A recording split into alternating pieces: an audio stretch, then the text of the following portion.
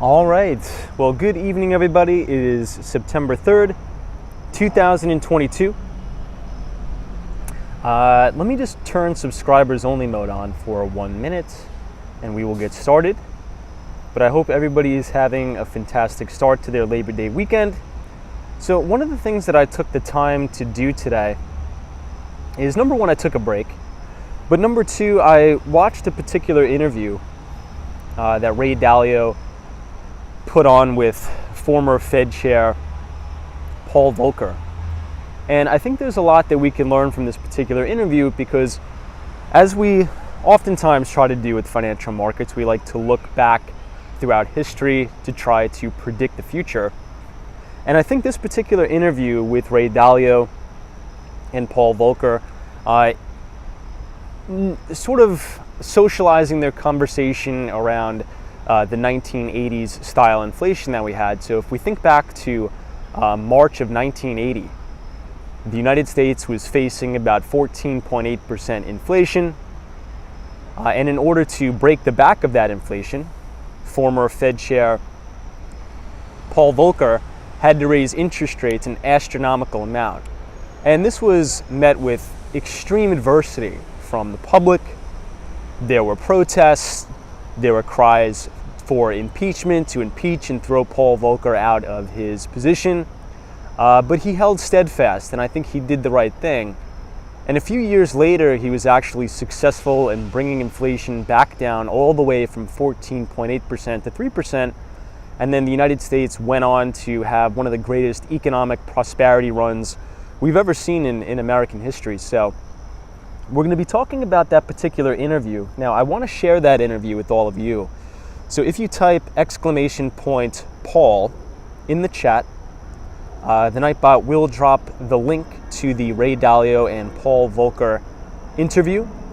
And I think especially during these times, over the long Labor Day weekend, if you have about an hour, I'd spend an hour to watch the interview, maybe watch it again, take some notes. But I think it was a fantastic, very well thought out interview. And I think Ray Dalio did a good job in asking those hard questions. But without further ado, everybody, let us head out, start the live stream tonight. It may be a little bit shorter of a stream, maybe about an hour and a half. But let's see who we have in the chat so far. Hey, Mike C., good to see you, my friend. Hopefully you're having a fantastic start to your Labor Day weekend, or Labor Day. Let me see. I have, hey, Otto. Good to see you, Otto. I see Chris Beeman, Bianca M. Welcome, Vinny Castellano, By the Book. I see Sally, Chris Beeman, Bernard Friedman. Rosie Sinjib is here. Welcome. Twilight Night. JM, good to see you. Vinny Castellano from Staten Island. Welcome, welcome. Yeah, Chris Beeman is like, I can hear crickets amongst the city sounds. Well, we are here in Madison Square Park. And there was just about, I'd say like 20 or 30 rats right behind me.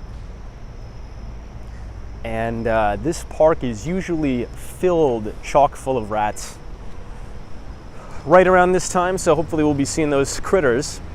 Mike C says, great Labor Day weekend, except the fact that I have COVID. Oh my God, Mike. Well, please get well soon, my friend. When did you contract that, Mike? Are you at least getting over it a little bit, or are you in the thick of it, or what's going on? FredX is here, good to see you. Heather says, good evening, Tom. Good to see you, Heather. Always a pleasure.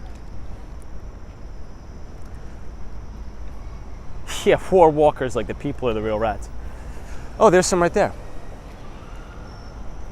Yeah, you'll see, usually after like 9 o'clock at night in the city, all the major parks like Washington Square Park, Madison Square Park and the like, are completely engulfed with rats. So this is on the corner of Madison Avenue here. Hey, Sam is here, says, what's up, man? Good to see you, Sam. Hey, Charles Hong, thank you so much for the support. I appreciate it. Appreciate it very much, my friend. T. Campbell says, let's go Mets. Welcome. Melissa White says, hey, bro. I nailed that like button on my way, and I appreciate it. Wayne McKay says, Tom, are you trying to tell us that the current Fed's management of the economy is garbage? Well, maybe to put it a little bit more bluntly, dude. Yeah. Oh man, that's funny. Well, before we start the stream, everybody, I just want to apologize for my voice. I'm battling some allergies here, but I also will be drinking a lot more water than usual, so just be cognizant of that. But here's what I wanted to talk about. And I spent the majority of the day in the WeWork office listening to a particular interview and taking some dedicated detailed notes, which I'll be posting out in the Behind the Street newsletter. But about 2 years ago, when Ray Dalio was promoting his original book, Principles, he actually sat down to do an interview with a very famous, I would say probably one of the most famous Fed presidents or Fed chairs, Paul Volcker. And I think that although he is a very controversial Fed chair, I think he's probably one of the most important because if you think about it, and if you watch the interview, so if you type !Paul, P-A-U-L in the chat, throughout the entire interview, it really gives off the notion that if you want to get anything done in life, or at least accomplish something in a full way, I'll use that terminology, or full way, you need to go all or nothing, and you need to sort of resist the adversity. And what I mean by that is in 1980, or March of 1980, we'll check out the dog park here. In March of 1980, the United States was facing record high inflation of about 14.8%. So we think inflation is bad now. I think we have to reflect on what it was all the way back in March of 1980. And Paul Volcker made the very, very tough decision to say, look, if we're going to get inflation under control, we need to take some drastic measures here, which led him to raise interest rates almost 20%. And there was actually protests. There was outcries, there was outreach. There was actually calls for impeachment, but Paul Volcker was actually very steadfast in his abilities to keep interest rates elevated for a prolonged period of time.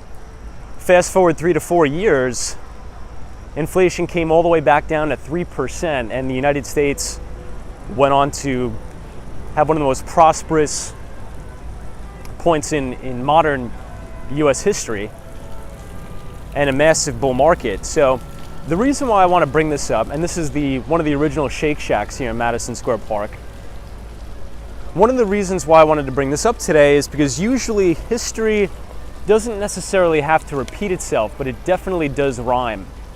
And I think the trajectory that we're going down, especially in terms of monetary policy and fiscal policy, we could potentially see a scenario where inflation becomes very, very sticky or ingrained into our economy. And the only way, or the only sort of way out that I see, is to adopt a sort of Paul Volcker type style. Raise interest rates, rip the Band-Aid off, regardless of what anybody says. And if that means unemployment has to go up to 10%, so be it.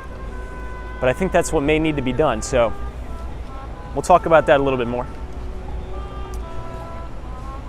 Hey, Andy is here. Good to see you, Andy. Andy is joining us from South Korea. Always a pleasure to have you, Andy. Bagels and Walks, this looks like Madison Square Park and Shake Shack. Yeah, this is one of the original Shake Shacks in the city. We are here at Madison Square Park. Hey, William is here, says happy Saturday, beautiful night in New York City. Good to see you, William. Thank you for joining us tonight on Walks on Wall Street. Paulina, welcome. Joe Driver says hello, Tom. What's up, Joe?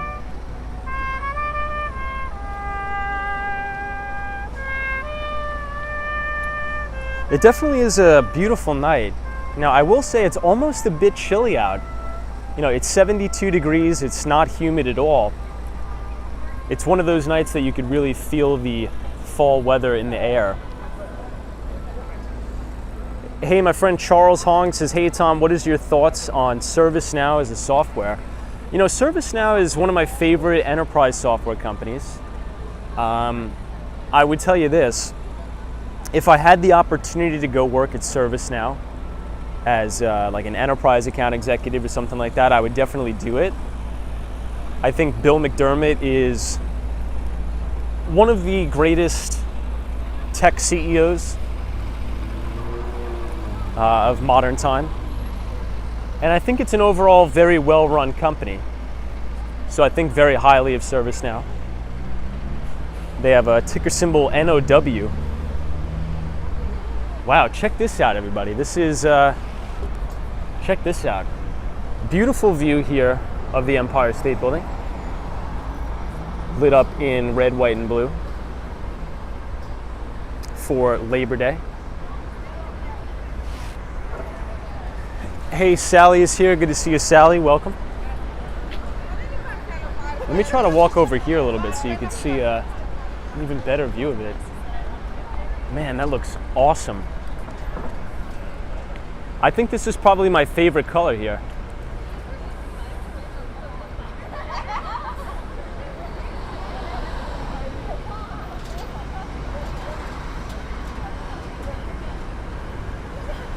Hey, Great is here, says, hey Tom, good to see you. You know, I think one of the things though we have to be cognizant of with all these software companies, let's cross the street so I can give you guys an even better view. One thing I think we need to be cognizant of with a lot of these software companies is if we believe that we are going to be entering a permanent new normal or new paradigm of higher interest rates, well, I think there's going to need to be a lot of additional re-rating that has to go on here. And if that's the case, if we continue to see these interest rate increases via 75 basis points or even 100 basis points, I think valuations still need to come down quite materially, and I think that's going to put additional pressure on a lot of these tech stocks.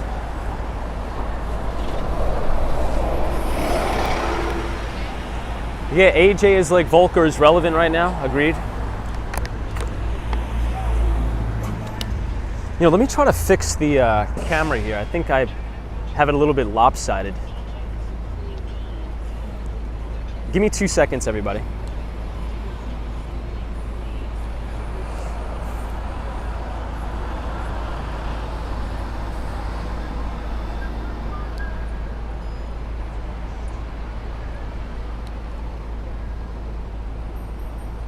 All right, I think that's a little bit better. Apologize.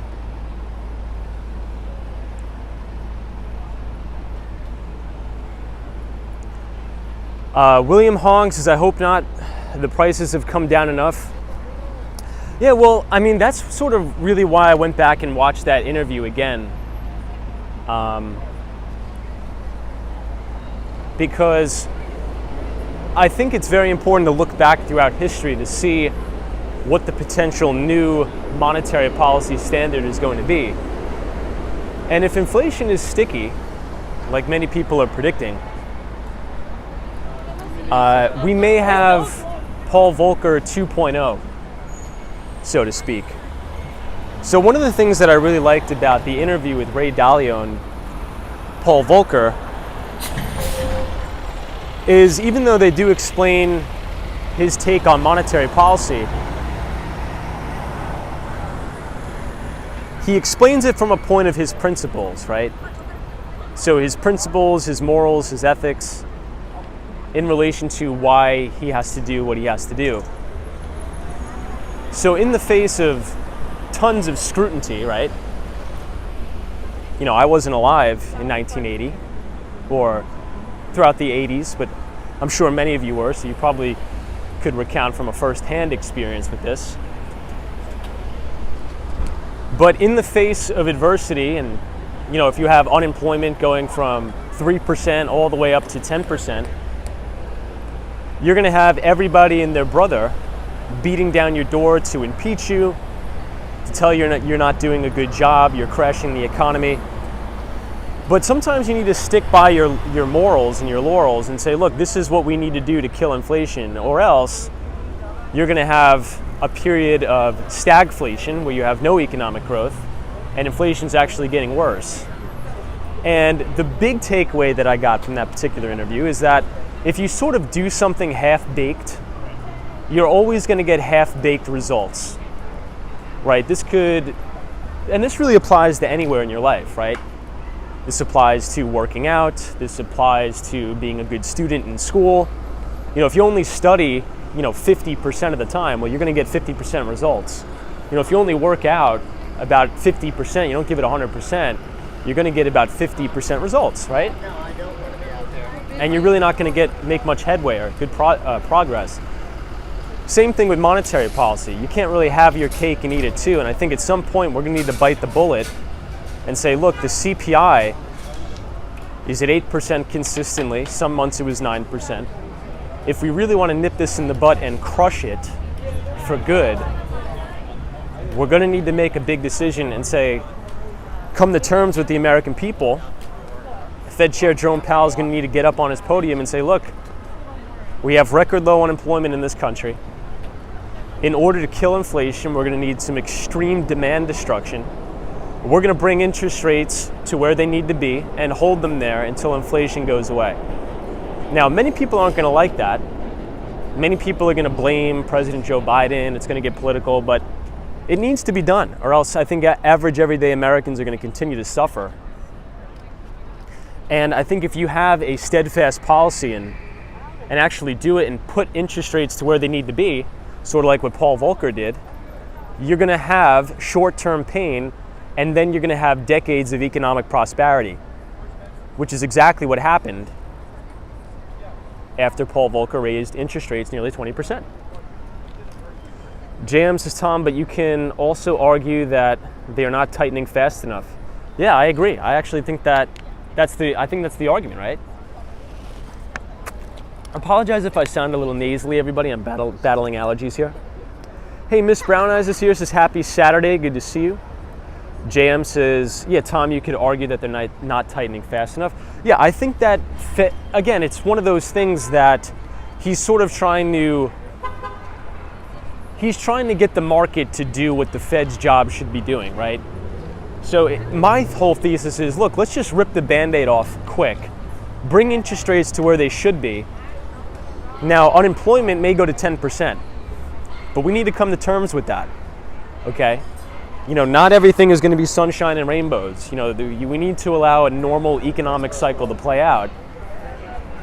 And I think if we do that, we'll be better off on the other end. Let's make a right on 23rd Street. Very seldom do we come down here.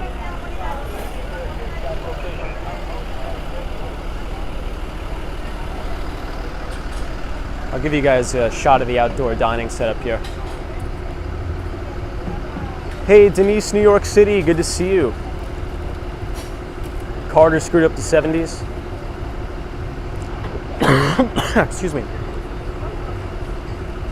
FredX is same as your take on student loan debt. Do it big or don't do it at all. Yeah, I agree.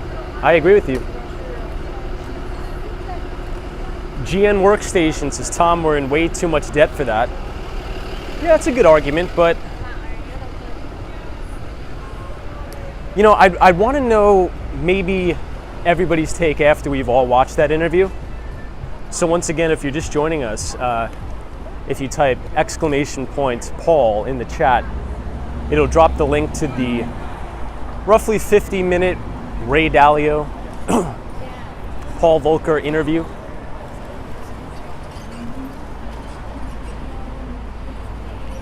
Hey, Jody Harris is here. Good to see you, Jody.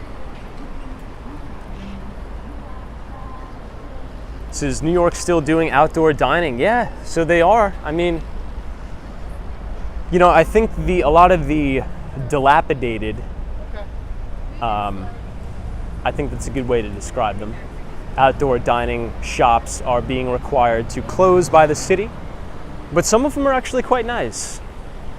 like these ones. I think if they're very well kept and maintained, they should be able to stay up. David is here, welcome. Good to see you.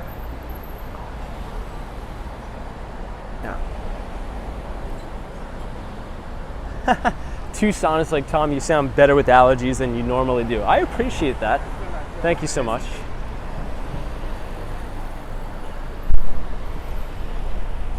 I appreciate that. So this is the backside of Italy.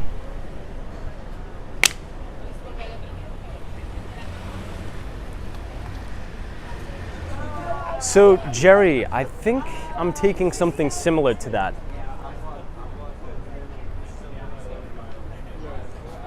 I guess this is the wine shop over here at Italy.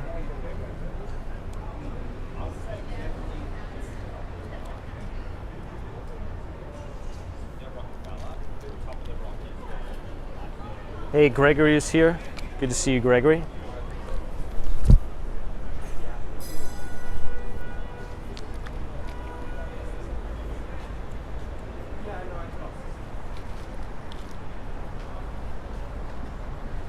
William Hung says New York City streets with dining and no cars makes me happy. Well, that's what they're doing up near Broadway. So I think anywhere near Broadway, 23rd Street up to 34th Street. I don't think there's any cars, which is actually quite nice.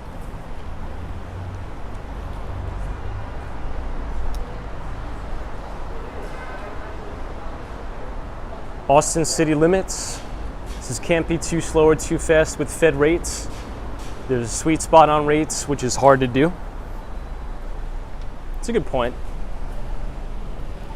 But I think, you know, the overarching theme is you can't really play the fence.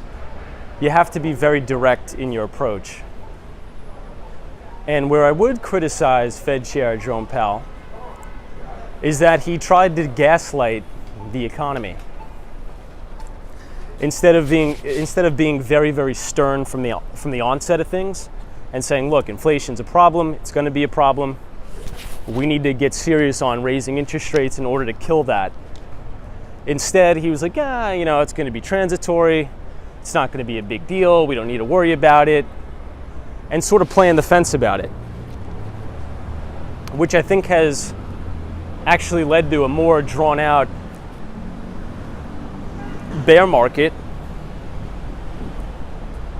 than if we just got it over by just raising interest rates. It's by, you know, maybe 100 basis points at a time, saying, look, it's going to get out of hand. Let's stop doing this, you know, 50 basis point nonsense. Hey, Corvette Gal says hello from Long Island. Good to see you. Jerry says gaslight the economy. Oh God. AJ says, yep, a lot of wishful thinking from the Fed at the beginning of the inflation hoopla. Yeah, and I mean, some people say it may have been a little bit disingenuous. And what I mean by that is, a lot of people say the Fed knew inflation wasn't going to be transitory, right? Now, I probably tend to think that as well, but I'm not going to come out here and say that, because I don't really think it helps anything. But, you know, we're going to head to all the way on the west side today. I want to see if we can make it to Little Island.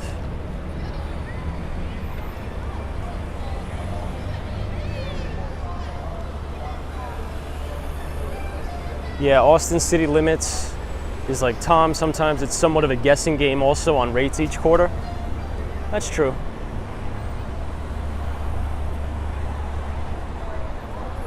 So check out this view, everybody. You can see all the way down to the World Trade Center. Looks awesome. Hey, George Ramo, or Ramon. Says, hey Tom, go to Little Italy, it's happening right now. Yeah, we may get there tonight. I gotta see.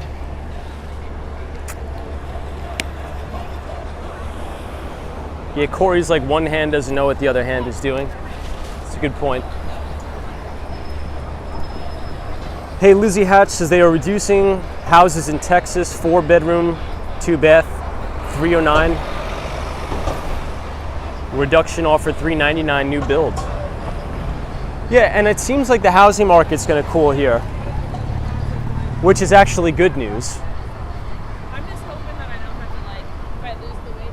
We're just starting to see inventory creep up here too, which is good news for anybody looking to buy a home, right?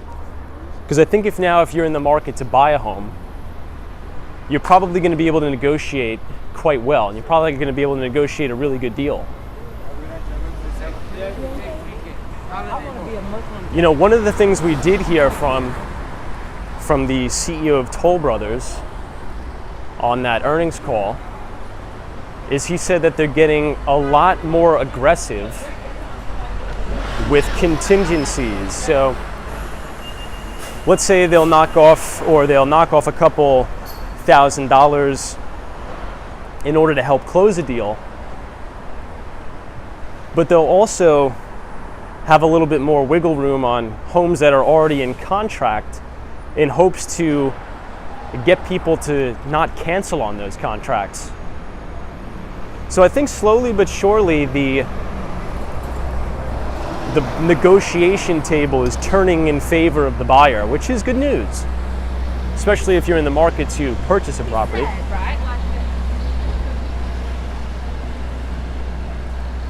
Hey Ahmed, good to see you. Happy Labor Day weekend. Welcome. Vonda Howard says we are looking to buy by the end of the year. That's good news. Yeah, Vonda Howard, I think you're going to be in a very good position to negotiate here.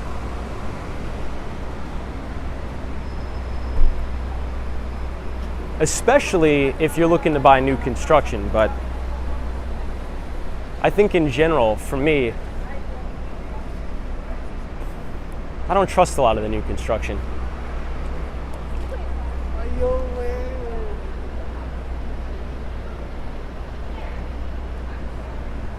Hey, Michigan is here, says good evening. I'm a little late tonight, but it looks beautiful. Good to see you, Michigan.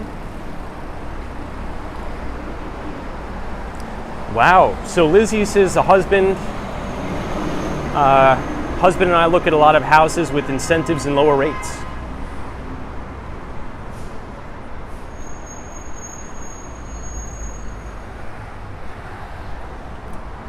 Steven says greetings from Vancouver. Good to see you, Steven.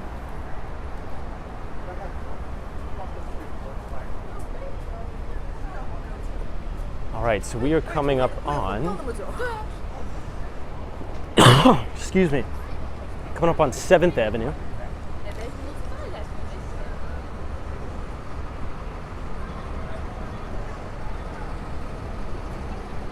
Wow, Vonda says, yep, Huntsville is full of new developments.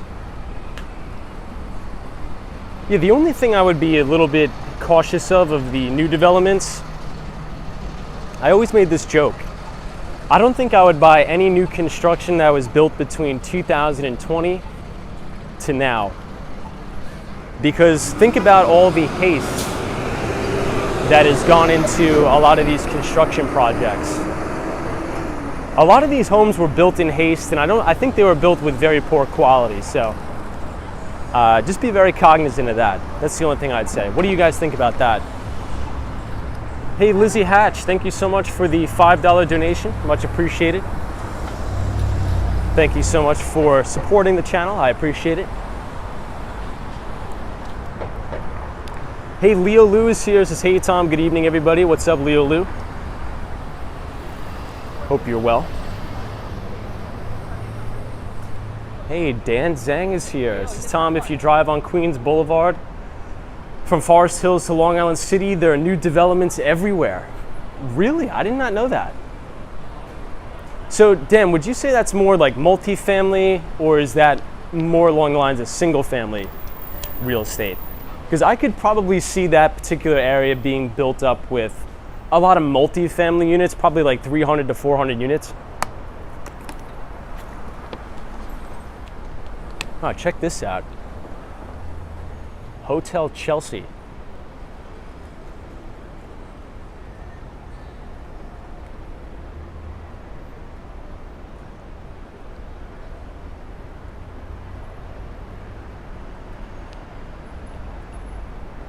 You know, I never walk over here, so I always forget what it looks like.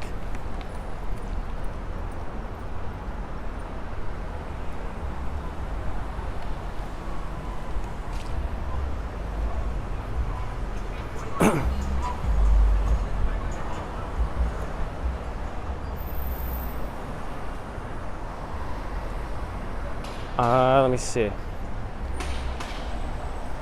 Dan saying says most of them are luxury apartments. You could tell easily with the new glass building design trend, yeah. See, and that's another thing, right?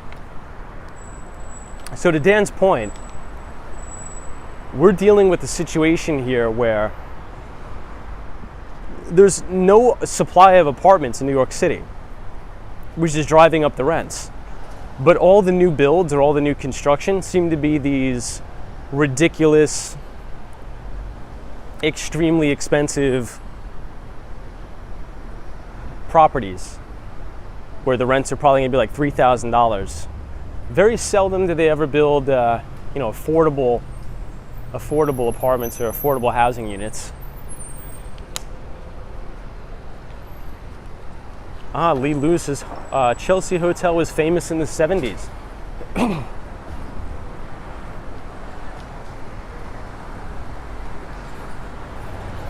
Yeah, this is a cool little area here. Very, very seldom do we walk here. Oh, this Bonchon. So I've never been to this Bonchon, but there's actually a pretty good one down near Wall Street in Lower Manhattan. This place is actually pretty good. It is like a Korean fried chicken place.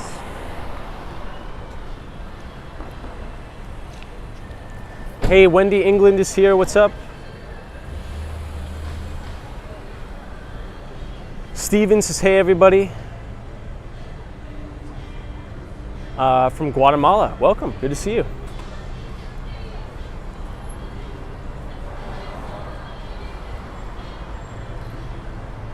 Hey, Big Talks is just letting everybody know it's raining today in Ireland. Well, please send some of that rain our way. The United States is going through a crazy drought. I think even Long Island as well is going through a drought. Oh, this is funny. It says no ifs, ands, or buts. Oh, no ifs or ands, only buts. That's a pretty interesting. I like that idea.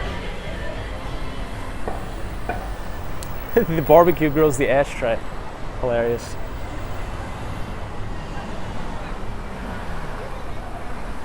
Yeah, Vonda Howard's like Tom. DC has became the same way.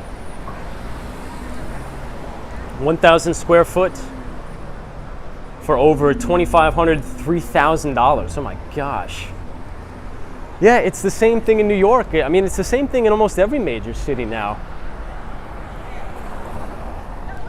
It's crazy, but. Well, check out this crescent moon.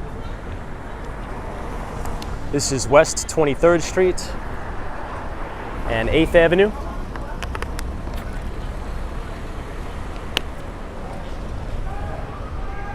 JT says, although I've not been to New York yet, one day I'm coming over from England. Hey, awesome. Love that, JT. Love that. Hey, Gigi NYC is here. Good to see you. Sonia C says, hello all. Welcome, Sonia C. Thank you for joining. Hope you're having a good Memorial Day. I said that like 20 times. Labor Day weekend so far. As we pass the Dallas BBQ. You know, there's a good view of the Empire State Building right on this corner. Check that out. What do you guys think about this? This is like a 10 out of 10 here. I think we walk up one more block, the view's actually going to get even better. Man, that's my favorite color scheme on the Empire. The red, white, and blue is by far the best color scheme. Yeah, Bagels and Walks is like great color tonight. I agree.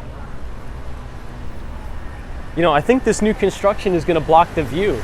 So in the next couple of years, you won't even be able to see the view from here, which kind of sucks. Wow, check that out. What do you guys think? Would you say this is probably top 10 color scheme? It's definitely in the top 5. Hey, Jackie Carmen is here. This is awesome. Good to see you, Jackie.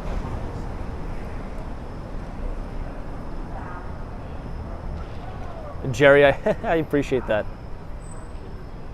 SME Media says, Tom, I read that the Seagram building put a rock climbing wall in. Did they really? I didn't know that. That's insane. The Seagram building put a rock climbing wall?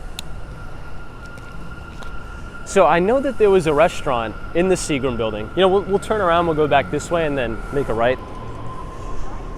I know that there was a particular restaurant in the Seagram building that was closed down during the pandemic, but I think they might have just opened it. That's my all-time favorite building in New York.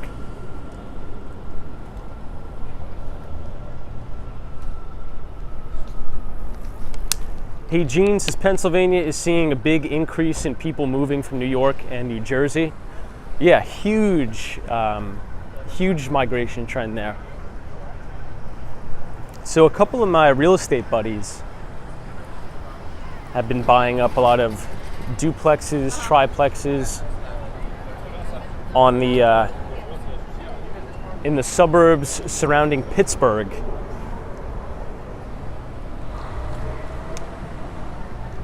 Yeah, I mean, it seems that, you know, if you think about the average rent in New York or Manhattan, is it $5,000? People are trying to escape to other places for cheaper rent.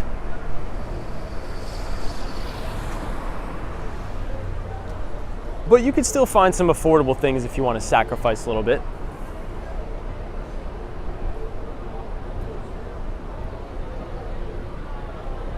Hey, British Grey is here. Good to see you, British Grey. Welcome. SME Media says, yes, the Seagram building put in a whole grown-up playground. What? That's insane. Yeah, SME Media, please send that to me. I didn't know that. That's insane. Yeah, David is like, the rent controls have worked so well. Yeah, that's another topic for debate for sure. Hey, Sabrina Ferris here. Says, hello, Tom. Good to see you, Sabrina.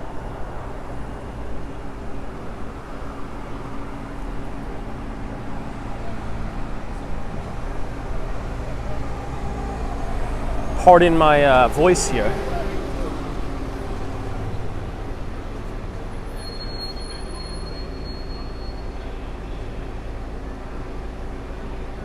I think we'll make our pal Dan Zhang a moderator here. Yeah, Dan, so usually when I go through these allergy spells, I have a very clear life cycle. So let me know if you guys can relate to this. The first day, I feel extremely, whoa, this guy's doing a wheelie on the moped. So the first day I usually feel really tired. The second day I have, you know, runny nose, all that stuff. But then the third day I feel completely fine. I feel all the energy, but just my voice, it's almost as if I'm losing my voice. And then the fourth day I'm back to normal. Hey, Steven says, thank you, Tom, for your knowledge and your videos. Well, thank you for being here. I appreciate it. Hemp Lord says, good stream yesterday, Tom. I enjoyed listening to the rebroadcast. Appreciate that. Thank you, Hemp Lord. 21 Jump Street is like, I'm here from Barbados. Welcome. Gene says, Tom, also looking to Allentown, Pennsylvania. Allentown, Pennsylvania. It sounds familiar. I'm going to have to look into it. Definitely will look into it. Yeah, Wendy England's like, my throat just gets tight. Yeah, it's September, the first week of September, like clockwork. Every year I get it.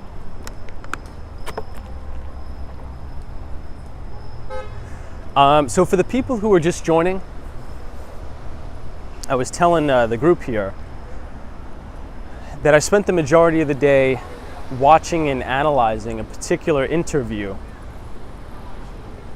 with Ray Dalio and former Fed chairperson Paul Volcker. And I want to share that interview with you guys as we pass this fruit stand here in New York City. So if you type !Paul, P-A-U-L, in the chat, the Nightbot will drop the link to the Paul Volcker interview, in which case you'll get a full in-depth look and pretty much a history lesson about monetary policy trends in the 1980s. And what you'll find is that in March of 1980, the US was facing inflation of about 14.8%. 14.8%. And nothing that the Fed was doing prior to that was working. So when Paul Volcker came in, and this is sort of why Ray Dalio interviewed him, is because his book that he was promoting is called Principles, and one of the principles of Paul Volcker is like, if you're going to do something, you got to go big or you can't do it at all. And that's exactly what Paul Volcker did, is he went big, raised interest rates almost 20%, unemployment skyrocketed to 10%, everybody was freaking out. Excuse me. Everybody was freaking out, calling for his impeachment. But then 3 years later, inflation cratered to 3%. And the United States went on a huge economic bull run, one of the greatest in history. So please set aside some time and watch that interview, take some notes. It's fantastic stuff.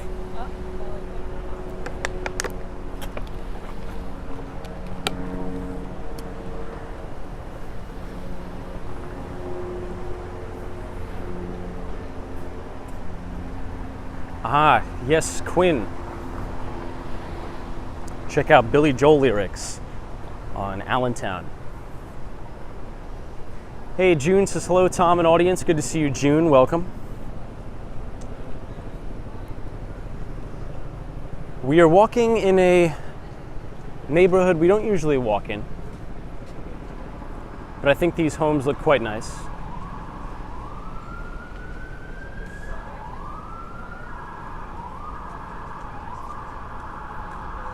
I really like the architecture of these.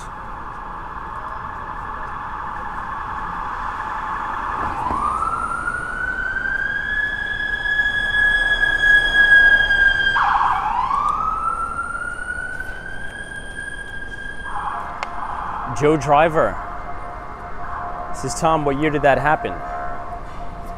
Well, this was in the 1980s. So Joe, if you type !Paul, I included the link to the interview. I want you to watch it. And it gives you a history lesson on what happened, because I think we may be forced into doing the same thing now.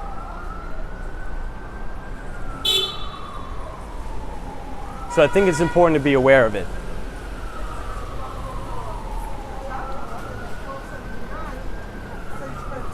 Wow, 10th Avenue.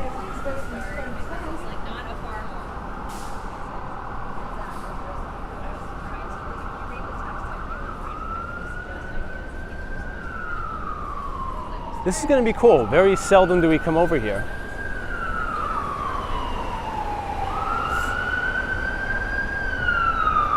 Hey, Dusty Cole, what's up? South Beach Trader, yo, what's up, dude?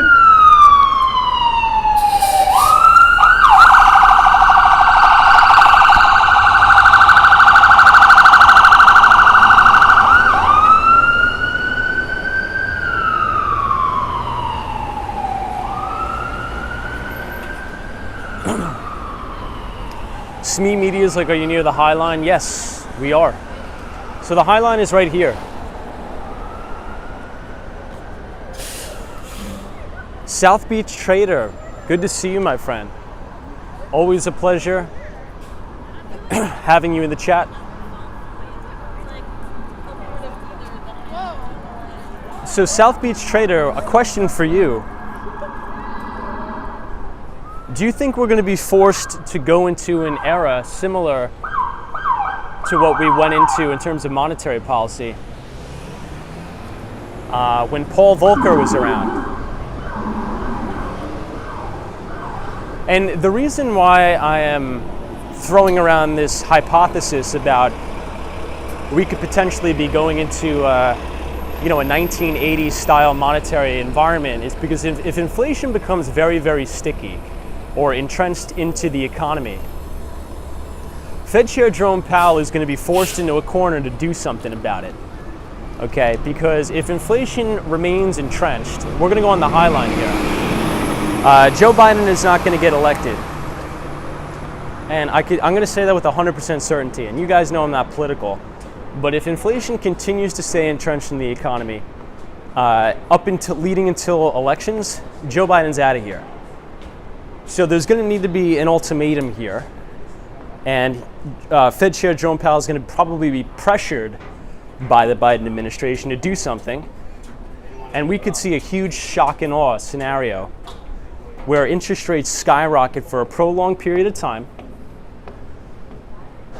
where unemployment spikes to probably 10%, maybe, if we go down the same path that we did during Paul Volcker's time as Fed president.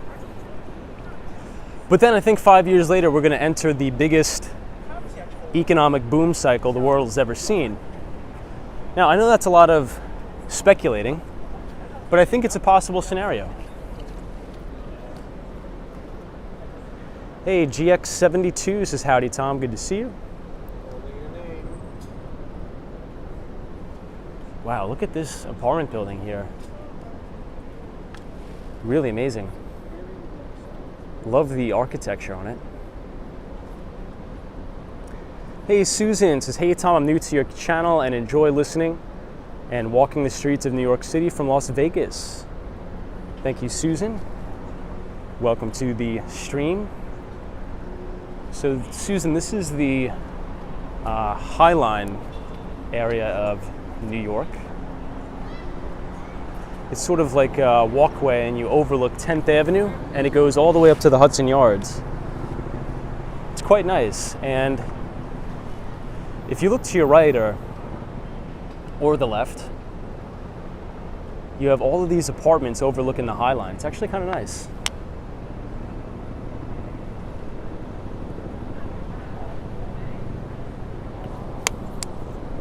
Deborah, good to see you. Welcome.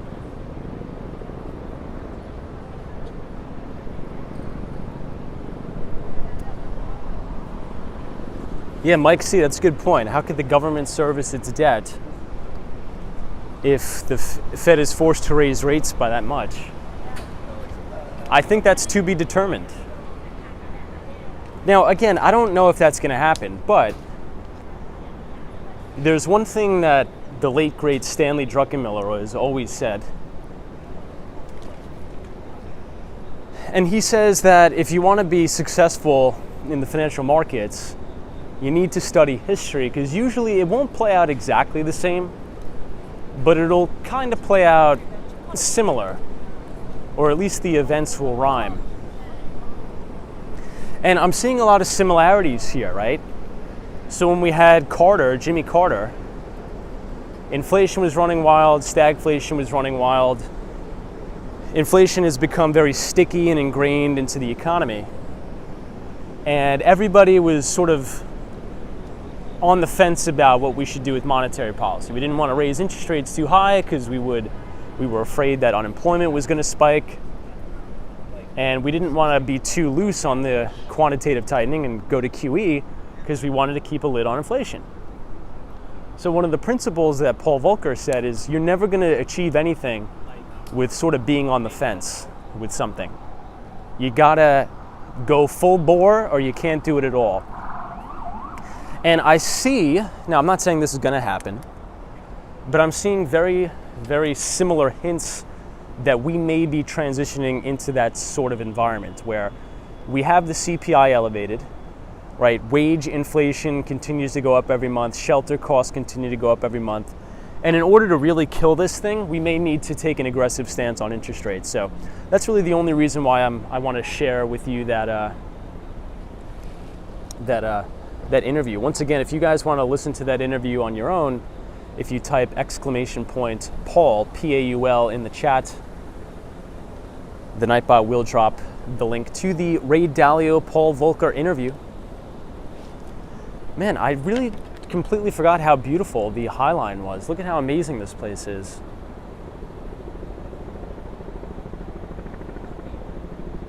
Hey, Jonathan Francis here. Says, good evening, Tom and company. Welcome, Jonathan. Thank you for joining us tonight. Al J is here. Wendy England. Sabrina Fair. Yeah, Mike C says, Tom, I don't remember we've ever came up here before. I don't think we have on the stream. You know, usually we're always in Midtown because that's where I work.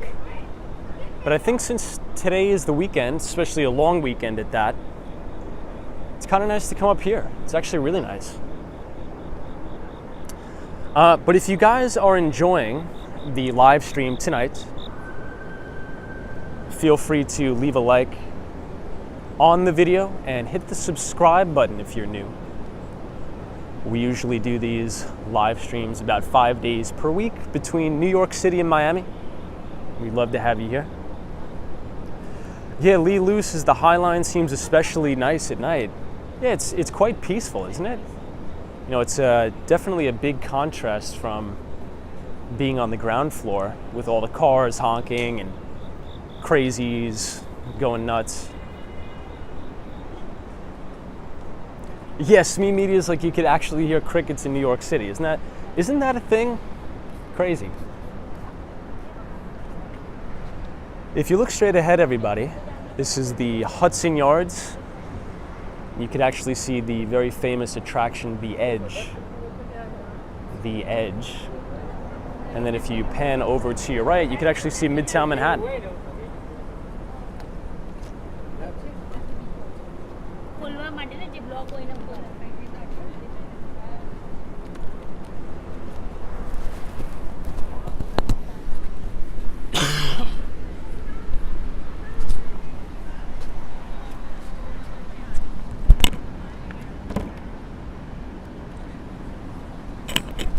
I'm going to put you guys down for just a minute. I got to get some water.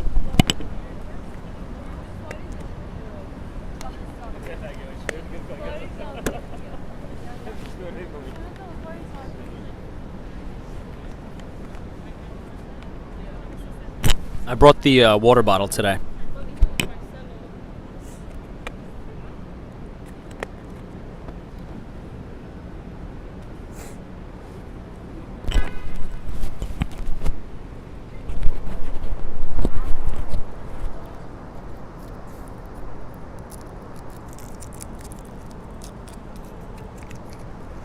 All right, we're ready to rock and roll. And once again, everybody, I apologize for my voice tonight. I'm battling some allergies, but we're doing it. Yeah, Des says you should get a hydro flask. Natalie says, are you okay? Yeah, I'm doing fine. First week of September, I always battle the seasonal allergies. And then we're good to go after a week.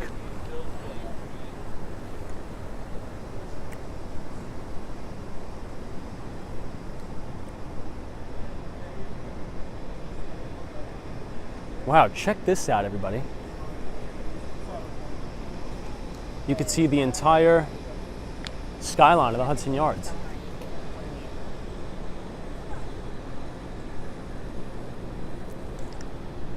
Yeah, Bagels and Walks says, I don't usually get allergies, but even mine picked up this week. You know what I think it is? We haven't been getting any rain. Like zero. But if you look over here, this is the beautiful Empire State Building, lit up in red, white, and blue for Labor Day.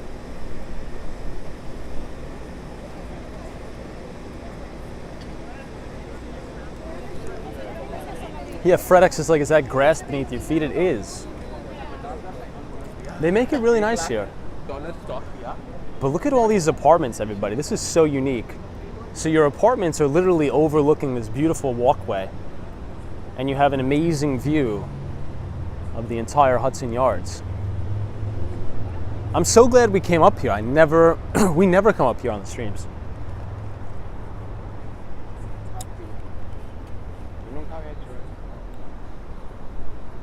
Wow, look at this. Check this out.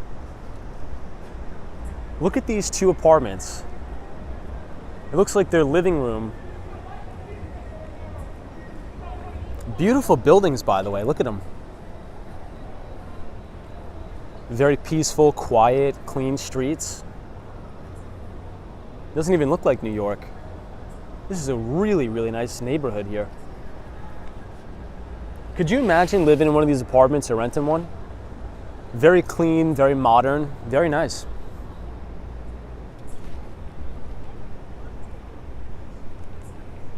You could almost jump out your window onto the walkway.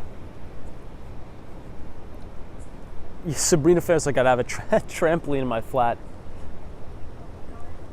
Yeah, I'd probably have mine too.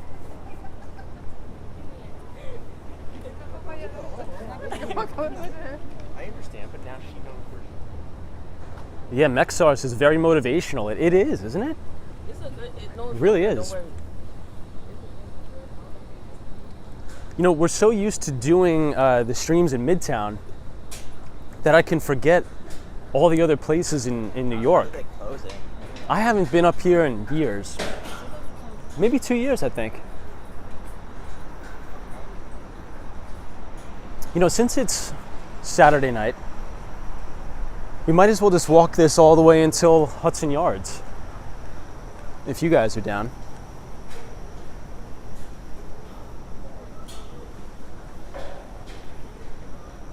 Scholler says, what neighborhood is this? So we got on at 10th Avenue and 23rd Street. And we're gonna take it all the way up till 34th.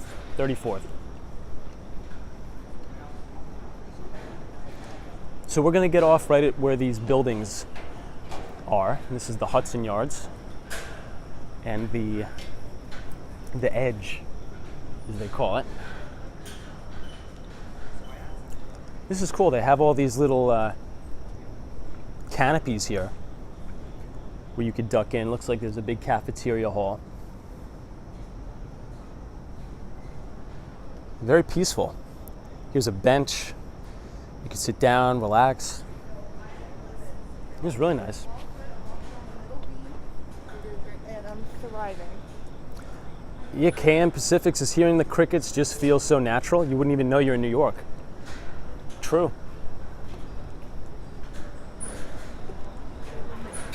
All right, let's see what street we're at. I'll tell you guys in a minute. We'll pull over to the left-hand side. And just like that, you have a beautiful view of the city.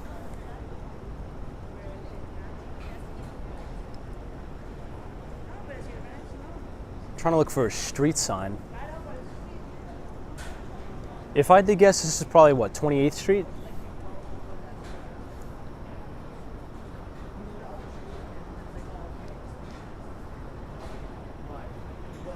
And that's how you get up here. So you walk to 10th Avenue, you walk up, you can come here, you have a beautiful view. Hudson Yards. Yo, everybody, it's Roy, what's up? Roy, hope you're having a good Labor Day weekend so far, my friend. Roy is joining us from the West Coast, holding us down over there in San Francisco, California. It is 26th Street. I think I guessed 28th. It's 26th.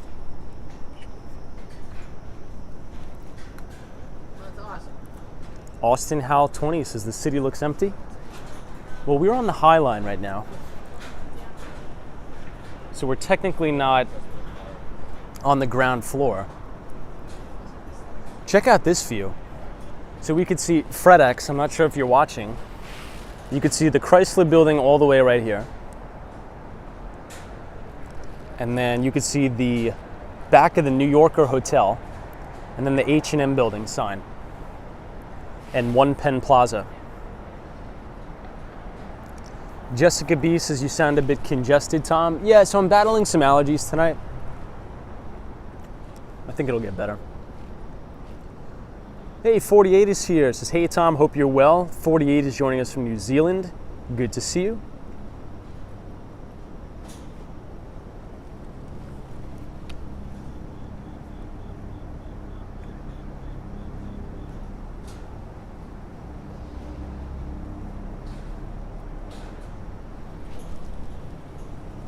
Wendy England says Vancouver airport was very busy today.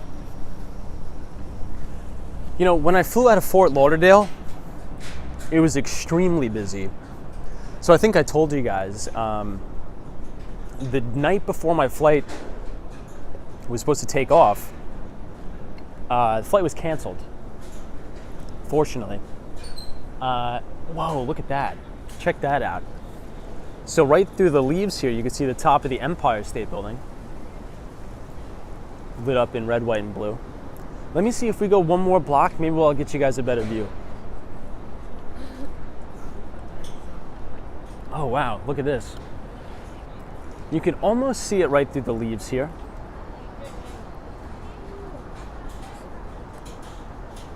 Man, that's awesome. Yeah, you could just see it through the... Oh my gosh, guys, check this out. This building here looks like something out of that Avatar movie. Look at that. Crazy. Oh my gosh, everybody. We got the one and only FDNY in the house. The Papa Smurf OG. Dude, what's up? Says Tom, the High Line is a 1.45 mile long elevated linear park, greenway and rail trail created on the former New York Central Railroad spur on West Side Manhattan. Good to see you, my friend. Hope you're well. Beautiful night out in New York. This place looks like a kind of chic hole-in-the-wall place. Very nice. But this apartment building looks very, very unique.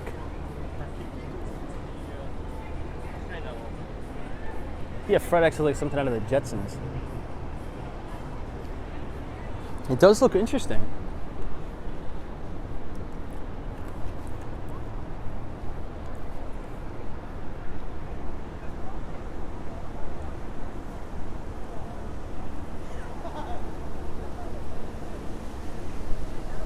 So here's a closer look at the apartments here. You know, I think we're going to need to do a stream during the day on the High Line as well, just so we could see the difference.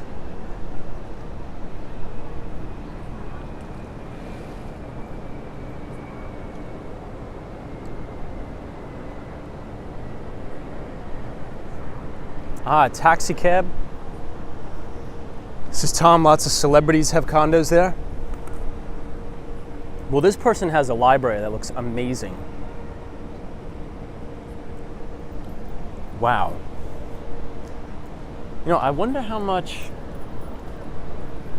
it would cost to rent an apartment where your balcony overlooks the High Line here. I think minimum these ones, 14,000. I'm gonna say minimum. Maybe I'm shooting a little bit too high, but I'm gonna say for these guys, yeah, especially if you have your own balcony, I'm gonna say minimum 14,000. Would you guys, am I shooting too high on that or no? This is the one I'm talking about right here. This one, so you have the whole wraparound balcony here. It's probably a 2-bedroom. That's probably priced at 14,000 a month, assuming they're even rentals, right? You guys are saying maybe 20? You think 20,000 for that? AJ says 14,000 sounds about right. Way too high. Okay. So if I'm way too high on that, what do you think? What do you think you'd come in at?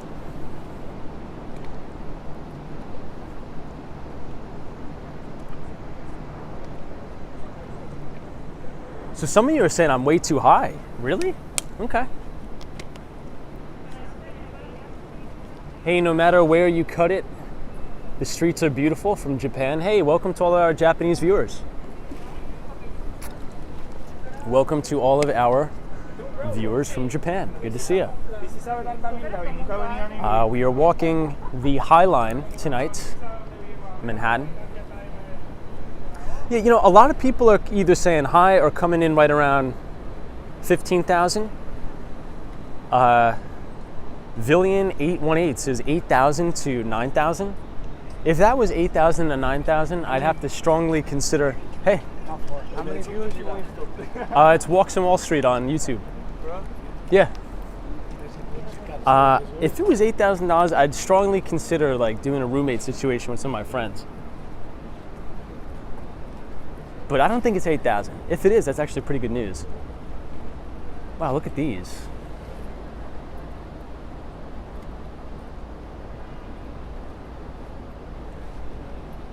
You know, Mike C., I heard about that. So Japan is supposedly getting hit pretty hard by a hurricane right now.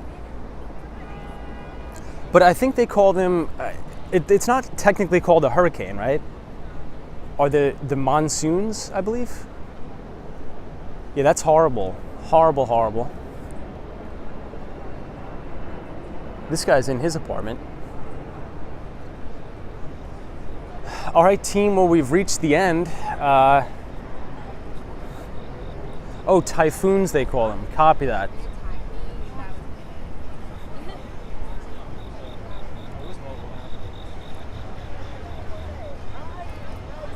Yeah, well, hopefully things are not going to escalate. All right, so this is the Hudson Yards, everybody.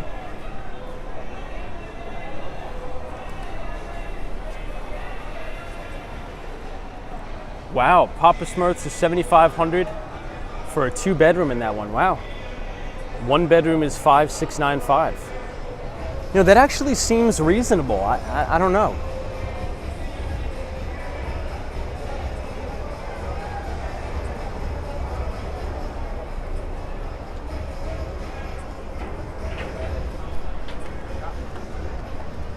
Here, I'll show you guys the vessel.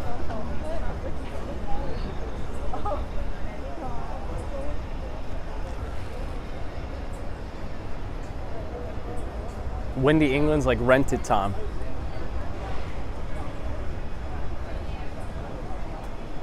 Hey, it's LV Eddie. Says thank you for the views. Thank you so much for the donation, my friend. I appreciate the support.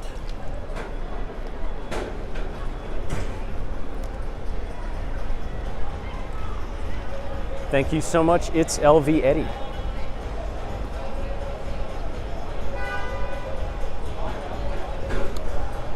Joe Driver, I was thinking about that. I was thinking about doing that.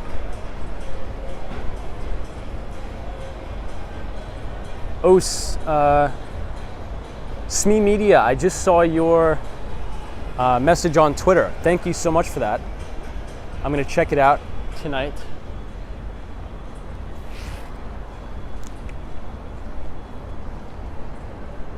If you guys want to connect with us on Twitter, you can follow at Walks Wall Street.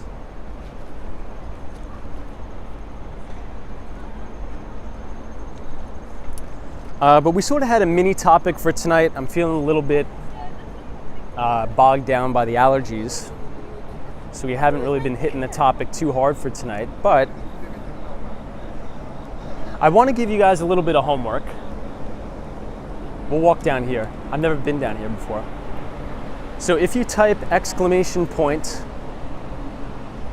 Paul, P-A-U-L, in the chat, I want you guys to take a look at the Paul Volcker, Ray Dalio interview.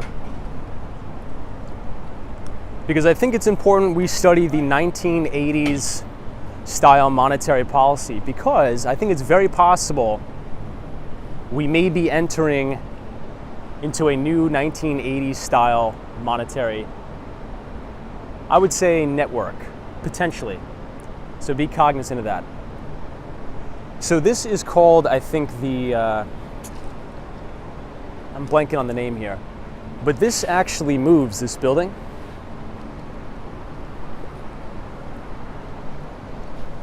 And I've never seen the inside of it. Wow, this actually looks pretty cool.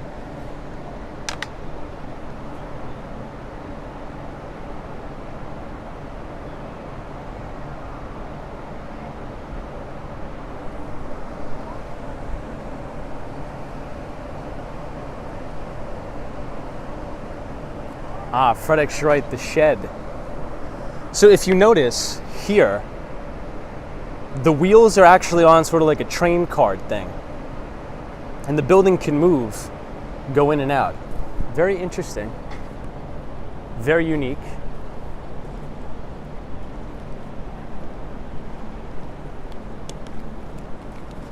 You know what? Let's actually try to go in there. Might as well. It's Saturday, right? You guys, if we can go in there legally, we'll go in there.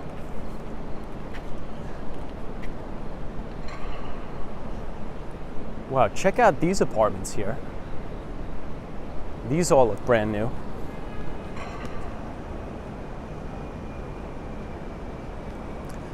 Hey, Jessica B, thank you so much. I appreciate it.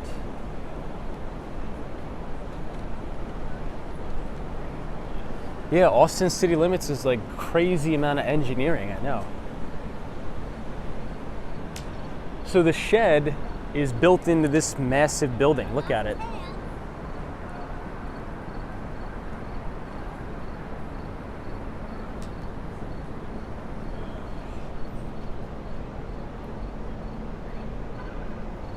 Very, very futuristic looking. Hey, Alec is here. Says, hey Tom, love the channel. What do you think about Michael Burry selling all of his stocks and predicting a major downturn of at least 50%? So I think it's a good question, and thank you for watching. I appreciate it. I did hear about that. Here's what I will say. Very seldom do I like to base my own investing thesis based upon what somebody else is doing, even if they're 10,000 times smarter than I am, which Michael Burry is. I respect Michael Burry a great deal. You know, obviously he was very famously right for predicting the 2008 financial crisis and making his investors billions by shorting the market and the housing sector. I think he may be onto something, but wow, check this out. This is a great view.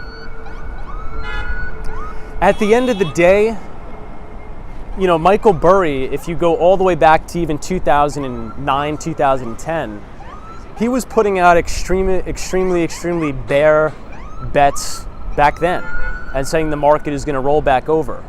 And I think you could say the same thing about a lot of bullish fund managers at the top of 2007 and 2008. We'll wait till this ambulance goes by.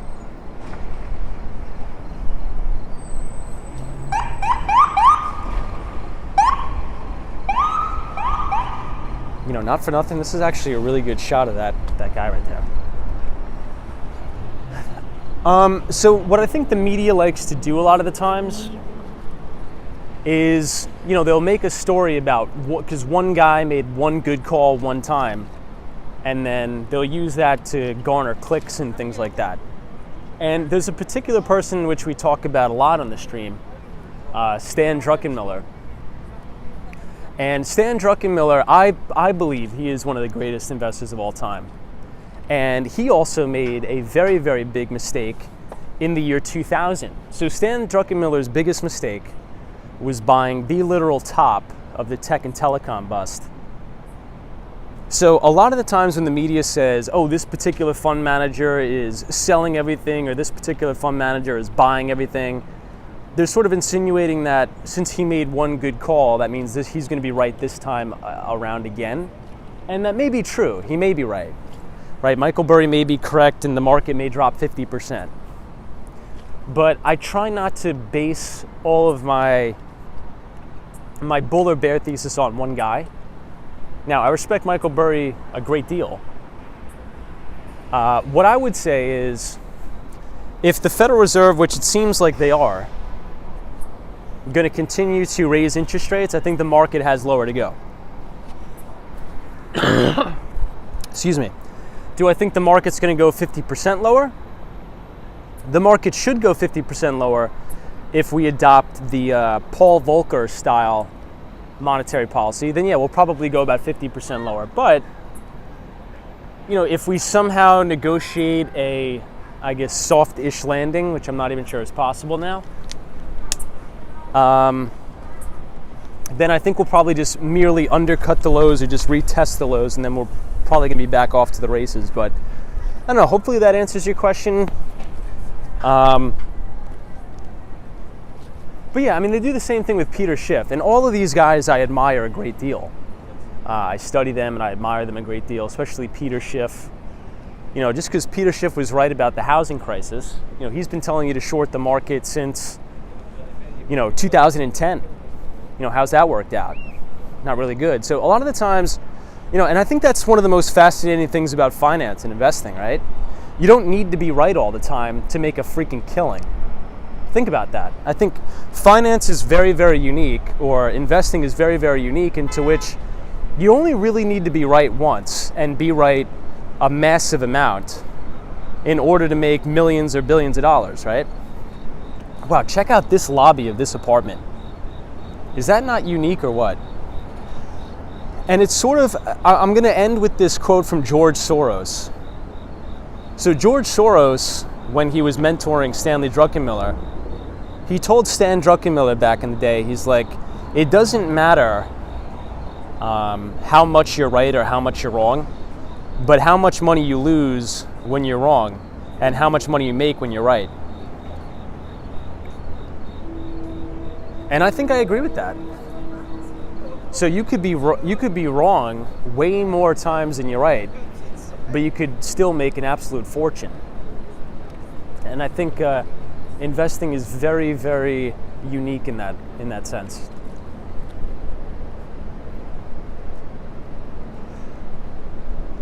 Dan Zhang says Peter Schiff is way too fundamental analysis.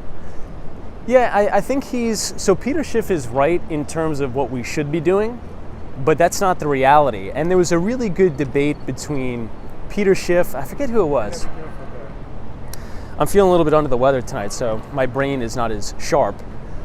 But one of the criticisms that this particular gentleman made of Peter Schiff is like, in the investing business, Peter, you need to live in reality. And you're building your thesis around something that's not even real. Yeah, should the Federal Reserve not print a bunch of money? Yeah, we shouldn't be doing that, right? Should the federal government on the fiscal side of the house not be spending as much money? Yeah, we shouldn't be doing that.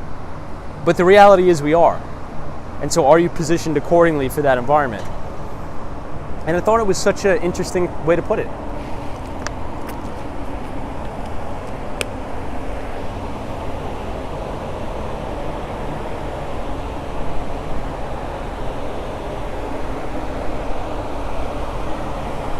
All right, let's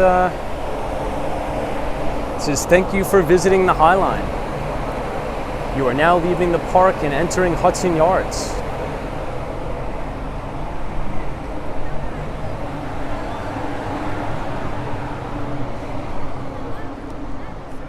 Well, it smells really good here, for one.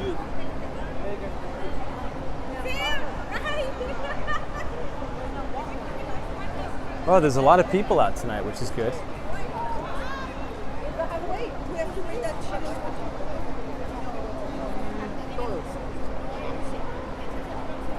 Yeah, Natalie's like, thank you for streaming the High Line. Natalie, you've wanted us to do that for quite some time, so I'm glad we were able to do it. But check the vessel out, everybody. The vessel's looking really good tonight. Hey, Abdullah's here. Good to see you, Abdullah.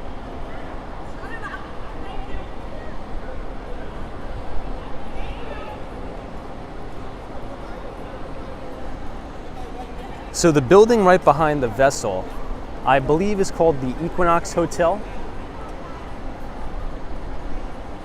And it is a very, very, very expensive hotel. Hey, Lenski says, where is this? This is the Hudson Yards here in New York City.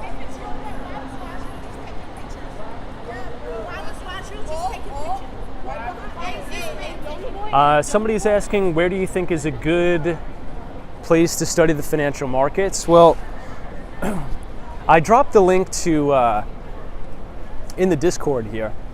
My voice is given out, so I can't really do my whole tirade on where to go, but if you click the link in the description, join our Discord, and I always post very useful links.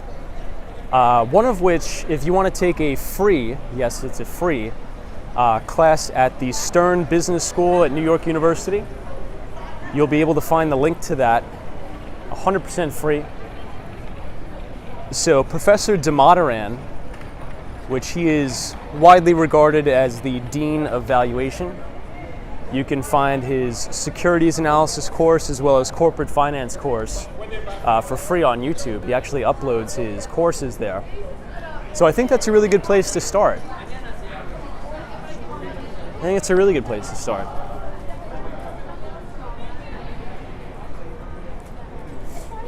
Hey, Judy says, did they close part of the vessel? I think they may have. So I think you're not allowed to go up into the vessel, but you're allowed to walk outside the perimeter of the vessel. You're just not allowed to go up the stairs anymore. Now, I'm not sure if that's 100% correct, but I know that there was a lot of controversy about the city closing it down. Should they close it down? Should they not close it down? And I think they may have. I think they may have closed it down.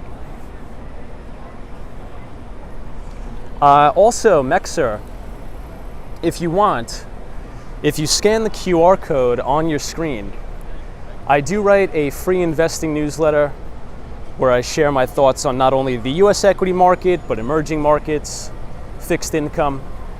And I usually send that out every other week on a Tuesday. So if you want to sign up for free, if you scan the QR code, punch in your email, I will send you that email on the Behind the Street newsletter. Yeah, walking Minnesota, unfortunately there was a lot of that activity here. Unfortunately, it's really sad, but you're right.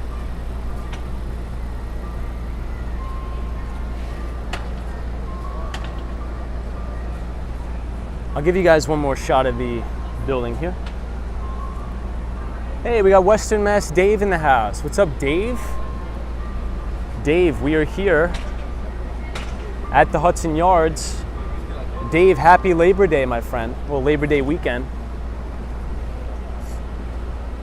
Hey, GM says, hello, Tom. Thank you for broadcasting tonight. We really enjoy your knowledge and content. Well, I appreciate that. Thank you for the kind words. I enjoy you being here as well.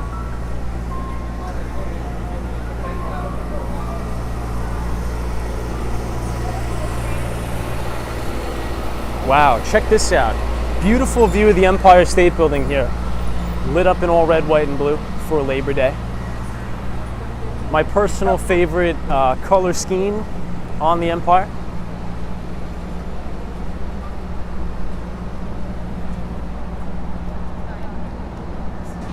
Schuler, I've not been to Chicago. But it seems like a lot of businesses are leaving the city of Chicago. I think most notably Citadel Securities are now closing up shop and moving a lot of their organization to Miami, Florida. But there's a big Citadel Securities presence here in New York City. Very big presence here. Hey, Meep, good to see you again too. Welcome. Kathy Lyons, good to see you, Kathy.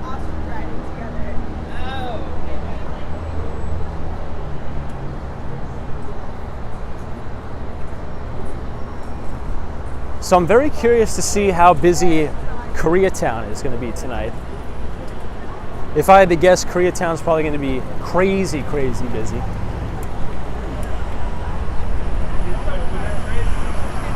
Hey, photos from around New York. What's up? Well, they took down all the scaffolding here.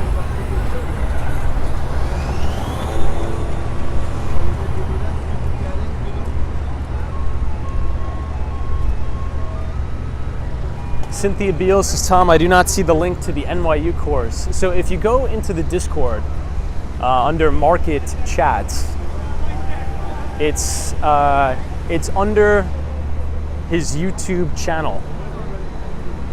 So you'll be able to see the securities analysis course as well as the corporate finance course.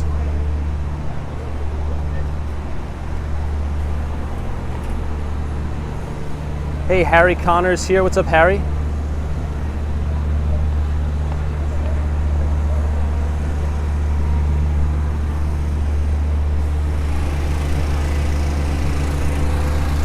Omar says beautiful street. Thank you, Omar. Ah, beautiful dog. Husky, nice.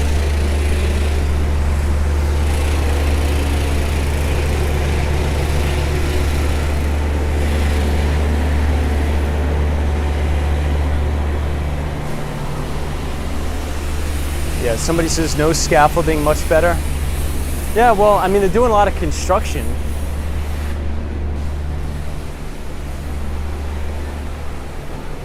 Pixel Logic says, hey Tom, the city's looking lively tonight. Good to see you, Pixel Logic.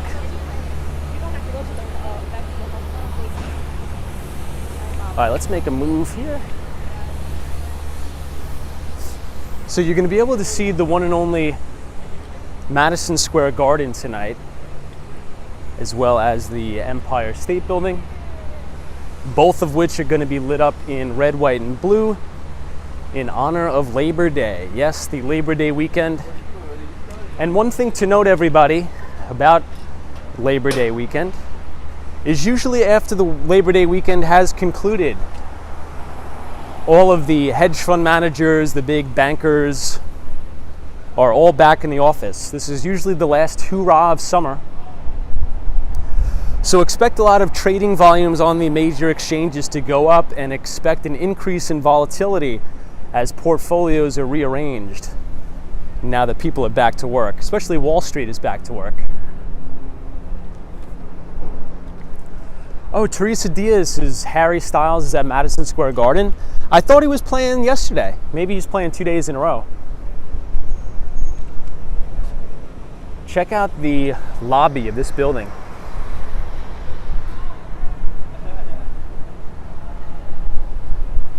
Beautiful lobby.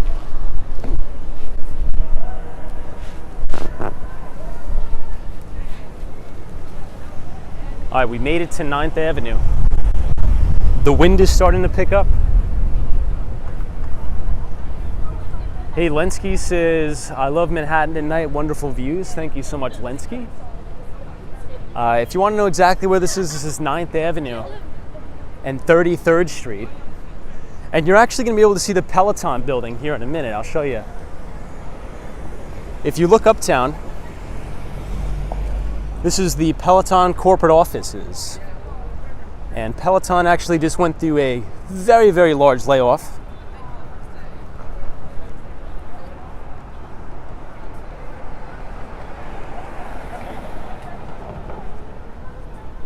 Obviously, as interest rates have gone up, put a lot of pressure on those very high beta, high valuation tech stocks.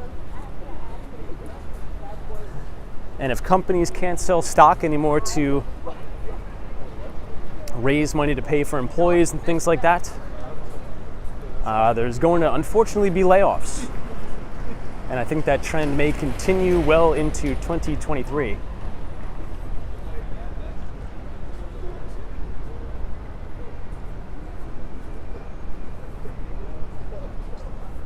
Hey, Gary Carpenter is here. Says hello to everybody. What's up, Gary? Good to see you. We are walking now past the Moynihan train station, the very famous Moynihan Train Hall.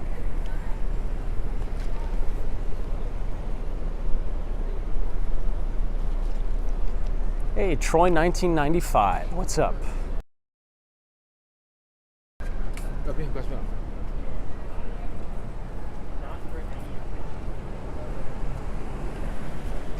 All right, so this is the entrance to the Moynihan train station.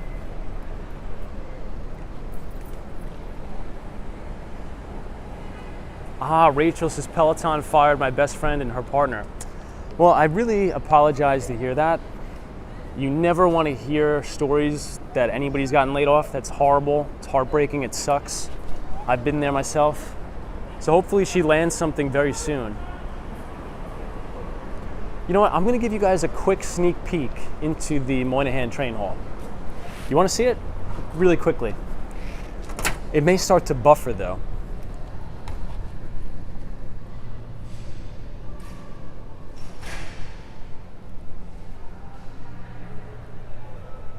We have to use our inside voices.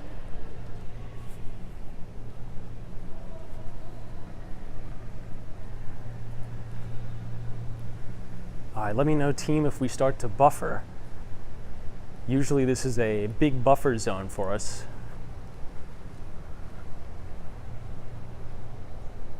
Wow.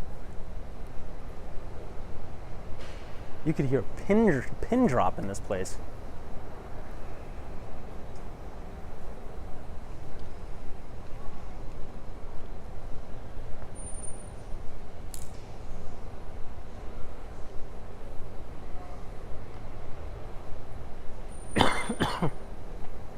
Oh, is it really buffering?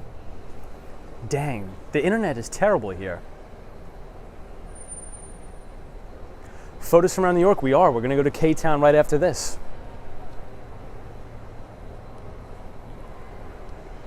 So this is the brand new Moynihan Train Hall that nobody seems to be using. But it is a beautiful train hall. However, I will say this. I am really pleased to see that the old Penn Station is actually looking quite nice. We may have to do a stream there soon.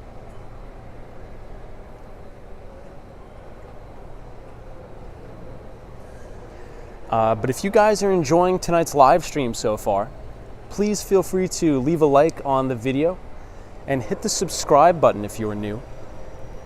We go live about 5 days a week between New York City and Miami, and we'd love to have you along for the ride. All right, so we'll go to the post office.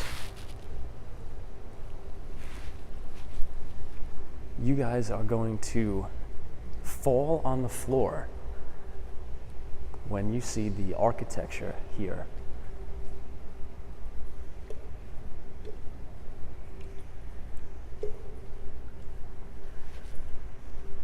Check out the architecture on the ceiling.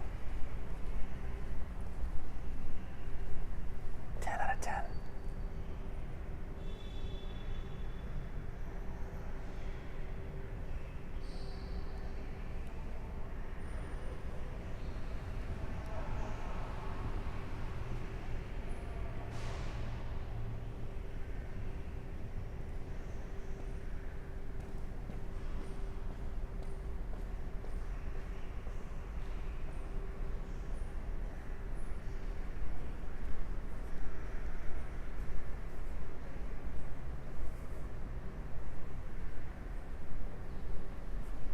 And then from in here, you could see Madison Square Garden right outside.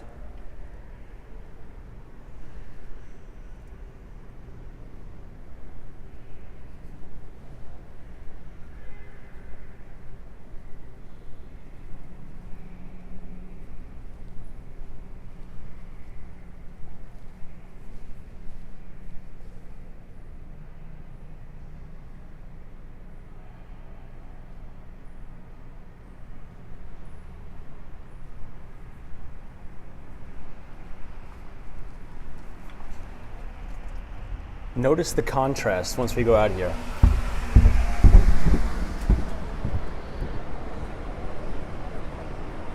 Beautiful view of the Empire.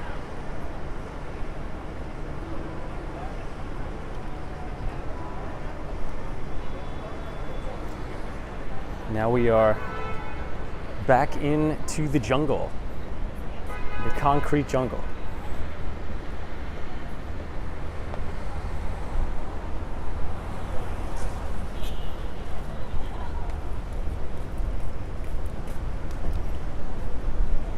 Love the color scheme. We haven't been there in a while. It was kind of cool. We used to go in there. Usually you guys will start to notice when we start to do these live streams in the winter, you'll notice that we go into the Moynihan Train Station as well as Grand Central Station a lot more. Mainly because it's too cold out, and it's a good way for us to take a break and warm up.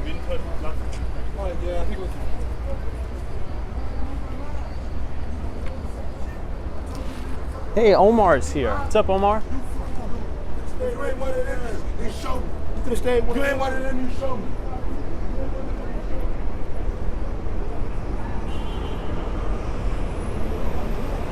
Caterpillar piece of equipment. Trades under the ticker symbol CAT. Caterpillar had an interesting quarter. We may do an additional live stream talking about Caterpillar's earnings alone.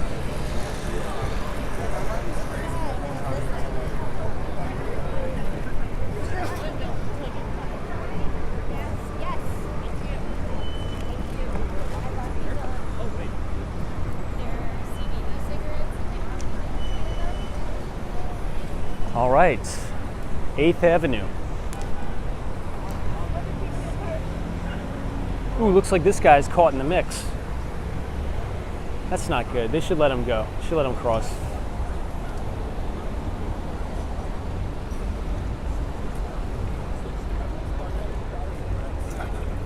Yeah, John Deere had an okay quarter. The only thing affecting John Deere's quarter was the supply chain, but we all knew that. That's really nothing new.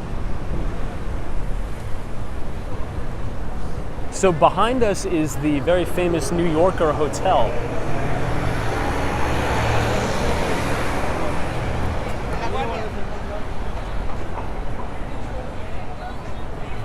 Yeah, Mustafa's is not cold in New York City. It's like 72 degrees. It's not bad. Not too bad.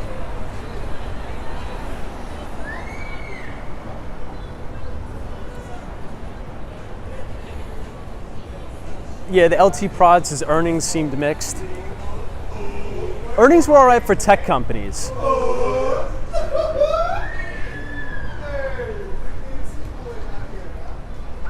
Earnings were definitely okay for tech companies.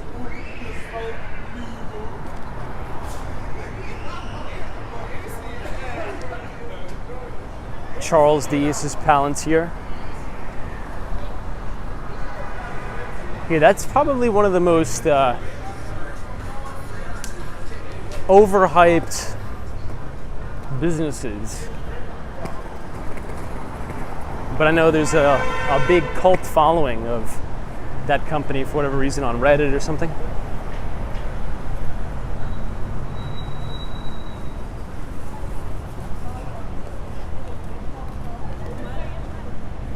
So this is One Penn Plaza. They actually redid the entire thing. And I went in here for an interview way back in the day. This must have been 2014. I believe there's a company called Uline that is headquartered in here, One Penn. Hey, Blue Crew is here. What's up? Says Cat earnings up 10.8%.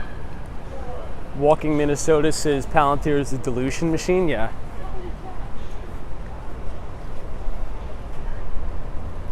Mustafa's here. Welcome, Mustafa.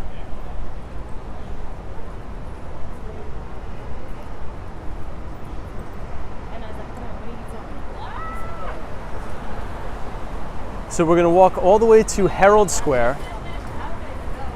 which is 34th Street and Broadway. But for now, we are right outside of the Long Island Railroad, 7th Avenue and 34th Street. Ooh, that was a massive roach. Massive roach.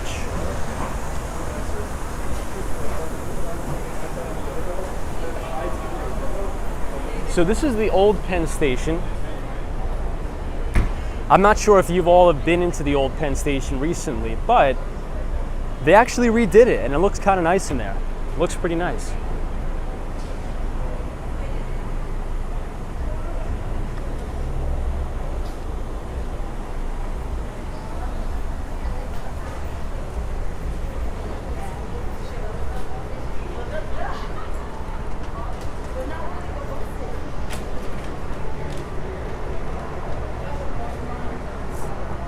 I forgot, we have to go to Koreatown tonight. So we'll walk over to 34th Street, Herald Square. We'll bang a right down to 32nd Street. And then we'll go to Koreatown. I haven't been to Koreatown in a while. I actually didn't even go today. And I usually go every Saturday too. Maybe I'll get like a tea or something in Koreatown because the allergies are still killing me here.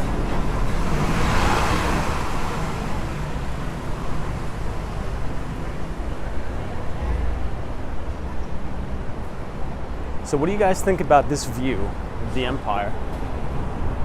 I'm gonna go, with all the lights and everything, I'm gonna go 8-3.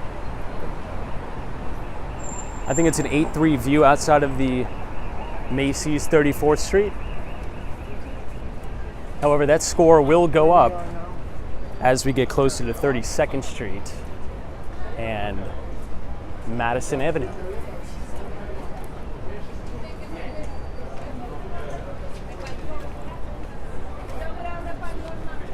Yeah, FredEx.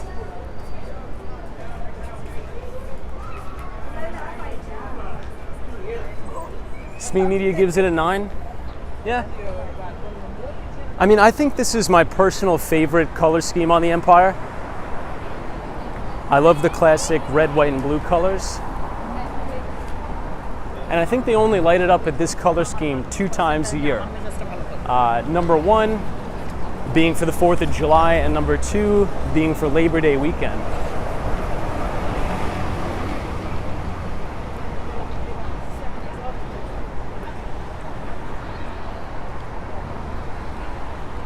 Deborah's like, Tom, have you ever streamed from inside the Empire State Building? So we haven't. I mean, I'm not even sure the last time that I've been up there. I think the last time I was at the top of the Empire State Building was 2015. I think it was 2015.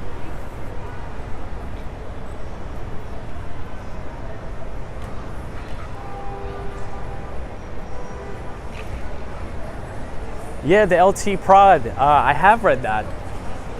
So hey Tom, have you read that the publicly traded auto parts chains are having huge growth because auto sales are flat and people are fixing older cars? Yeah, that's been a pretty growing trend for quite some time, and you're 100% right.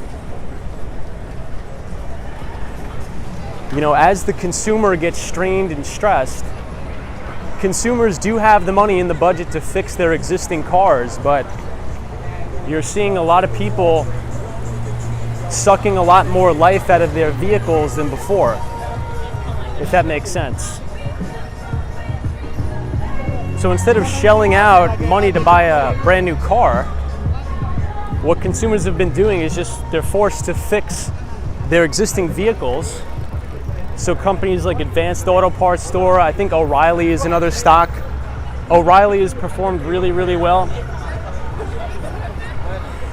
What's another one? I think those are the main 2, right? Advanced Auto Parts and O'Reilly. I think there may be one more. Hey, Jackie, New York. What's up, Jackie? Good to see you. Hope you're well. We are standing right across the street from Macy's.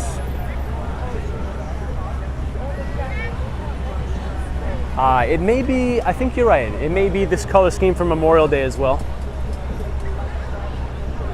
Optima 17, good to see you. Welcome, Optima 17. Oh, Napa maybe? I think you're right. I think you're correct.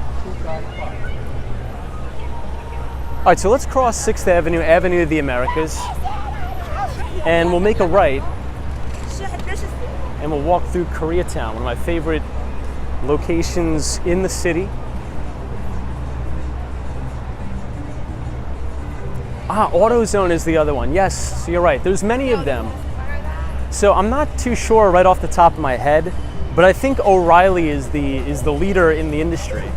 Now, I could be confusing O'Reilly with Advanced Auto Parts, but it's either one of those 2. Yeah, David King says AutoZone also. Yeah.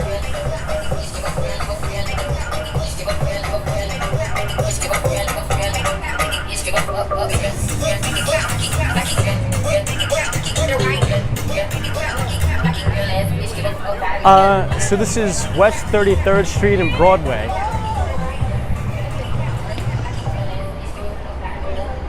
Hey, Meep is here, so this is so cool. My birthday is on Tuesday. Well, happy birthday, Meep. Happy early birthday, my friend. This guy's carrying a pizza. It's always good. Melissa 2087 is this Herald Square. So we just left Herald Square. We are headed towards West 32nd Street, which is Koreatown. Well, they named the street Korea Way, just to sort of showcase Koreatown. But Koreatown and Herald Square are very, very close. They're adjacent to one another. But Koreatown is one of my favorite, you guys know, my favorite place in the city. Very fun place. You know, the interesting thing about Koreatown is no matter what day of the week, if you come to Koreatown, it's probably going to be packed. Obviously on the weekends more so than the weekdays, but in general, Koreatown is always lively.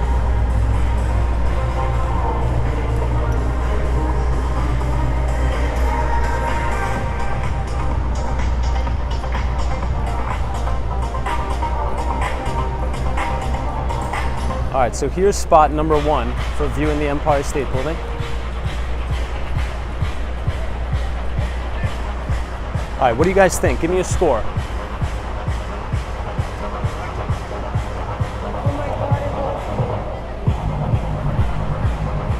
I'm gonna go 9-2. Yeah, Dan Zhang's like with great restaurants, agreed.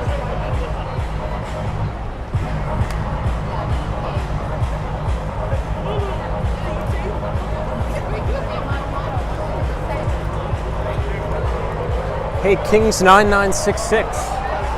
Good to see you. Mike C 9-7 out of 10. Solid score.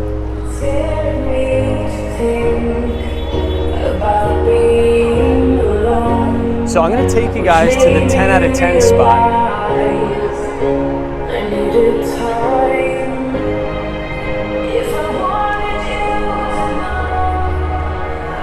Somebody said, what is inside the Empire State Building? Well, a lot of offices. So I think LinkedIn's main office is actually located inside the Empire. So Microsoft actually posted a really good quarter.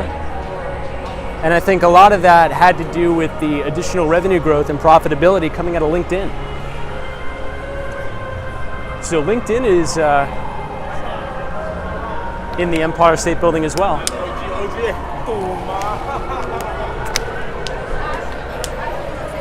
So this is outside of H Mart, which is my favorite Korean grocery store in New York.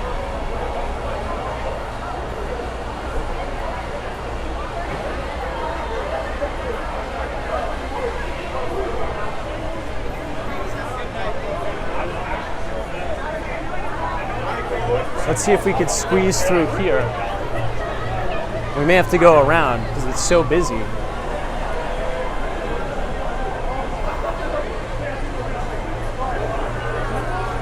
So this is looking down at 32nd Street. This is towards the Penn Station or Pennsylvania Station. And then this is towards the east side of Manhattan. Hey, Dusty Cole, what's up? Good to see you, Dusty.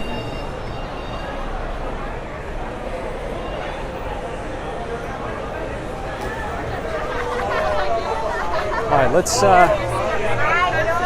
walk down this way. You know, there is one of my favorite spots down here.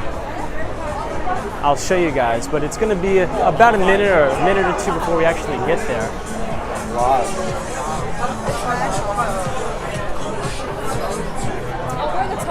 Hey, Manthony is here. What's up? That was great. Somebody says, when are we back in Miami? 2-ish weeks. Could be less, maybe 10 days. 10 days.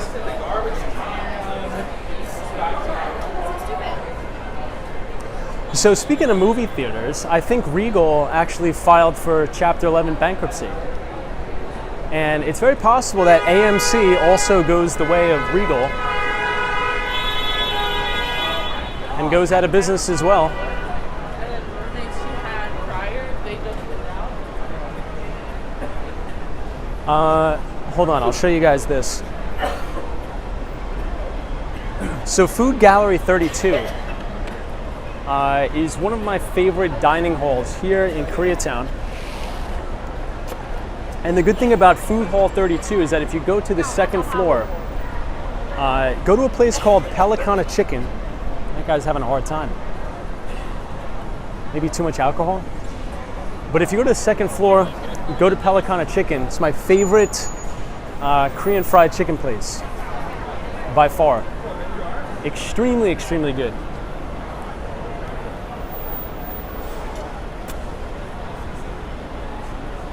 ZYMX TV, what's up? Good to see you.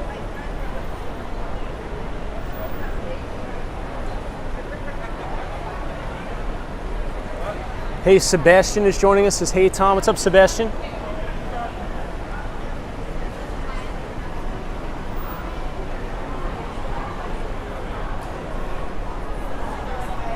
Always a pleasure.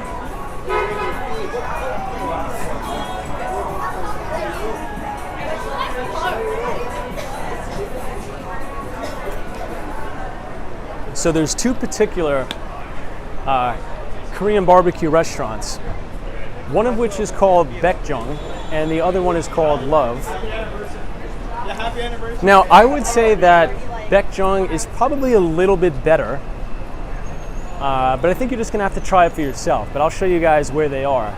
It's at the end of the block here. Both are good, but I think Baekjung is a little bit better.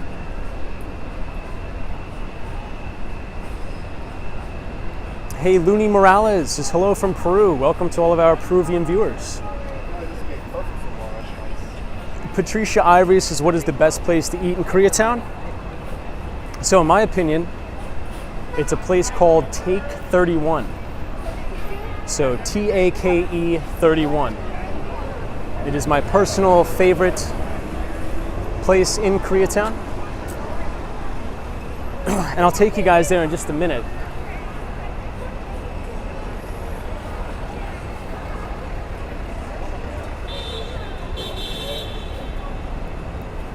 Hey, Charles Collins, what's up? What's up, Charles? So we're on the corner of 5th Avenue. We're gonna go over one more block. And this is my personal favorite view of the Empire State Building. And I think you guys are gonna agree.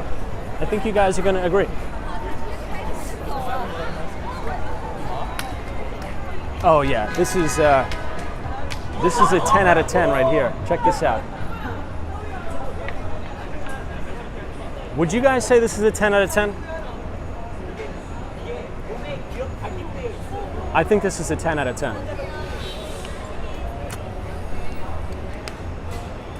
If you guys are enjoying tonight's live stream, please feel free to click the like button and hit the subscribe button. If you are new, we usually go live about 5 days per week between New York City and Miami. Natalie says 8. I think this is a 10. I think this one's a 10. This one's really nice. So this is Love Korean Barbecue, but the second place is called Baekjung, which I actually tend to like a little bit better. This one right here.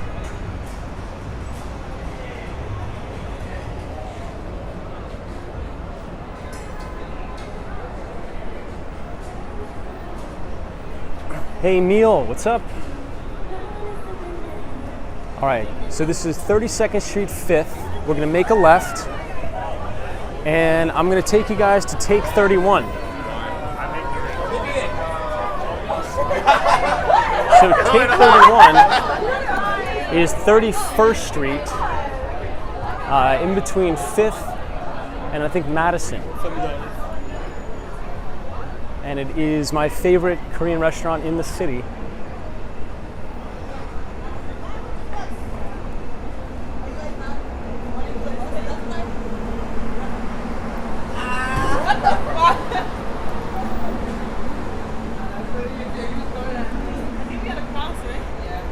You know, I think on the corner here may actually be a little bit better than where we just were. I'll show you guys. At least a teeny bit better.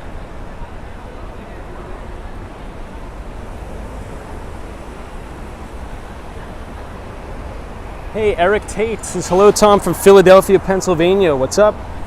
Good to see you. Yeah, I think this shot of the Empire may be a little bit better.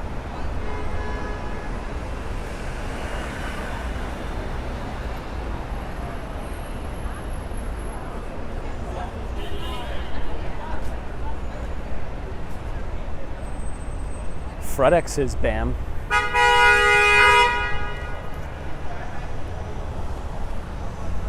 Yeah, Optima 17 says it's the most unobstructed view. I think you're right. So we're coming up on the Arlo Hotel, but right next to the Arlo, and then 2 stores over, is going to be Take 31.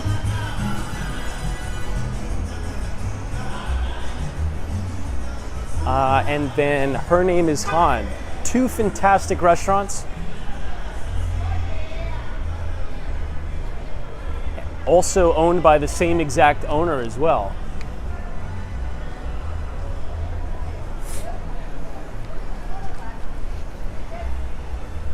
So I'll show you guys the menu. I just want to throw my stuffed animal at them. So I want to. But here it is. So this one is Her Name is Han, and this restaurant is Take 31. Oh my god, I'm so bad.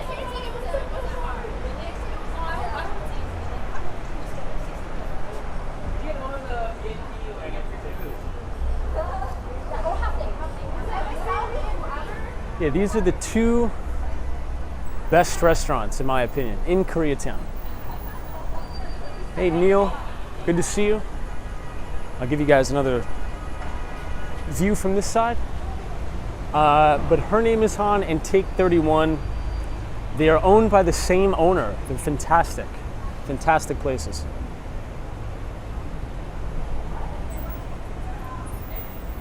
There actually seems to be a line to get into Take 31. So if you want to go there, I'd suggest making a reservation, maybe about a week. Maybe a week is a little bit too much. I'd say 5 days if you want to get a spot on the weekends. Hey, Greg Davis says hello from Australia. What's up, Greg? Good to see you. So once again, in between Madison and 5th on 31st Street, and you could actually see a very nice view of the One Vanderbilt building, which also has a fantastic observation deck as well.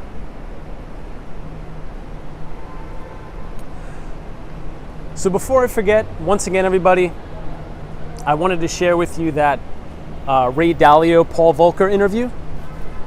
So if you type !Paul, P-A-U-L, in the chat, the Nightbot will drop the link to the Paul Volcker, Ray Dalio interview where they talk about monetary policy in the 1980s. And I think you're going to find that extremely helpful as we try to navigate this crazy, crazy economic times we are in.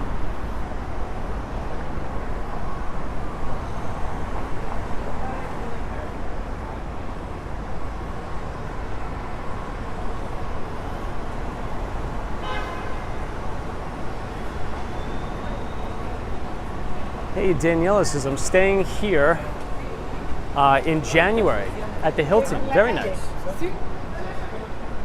Hilton Midtown is a fantastic hotel. I believe it actually was closed down for the COVID pandemic, but it is now opened and it's remodeled too.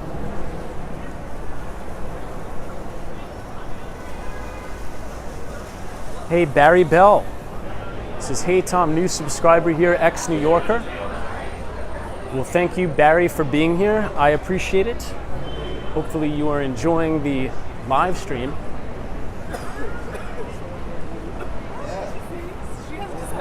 Hey, Sophia M. from Australia. Good to see you.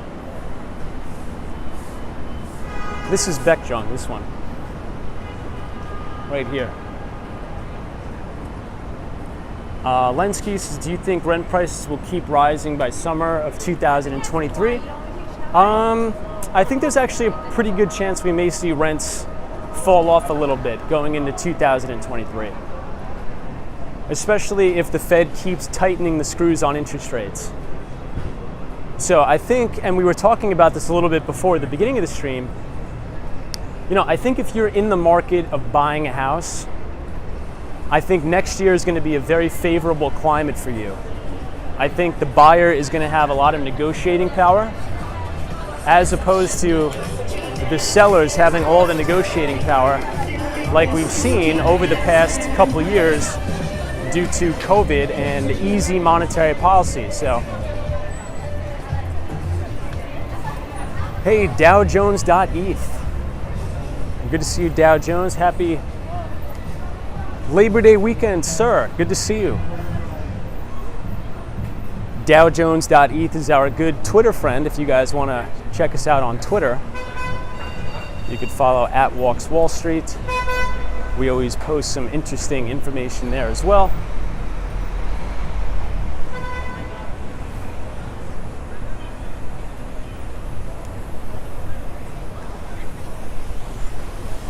So I think this Harry Styles concert may be just letting out. Wow, look at this. Oh my God.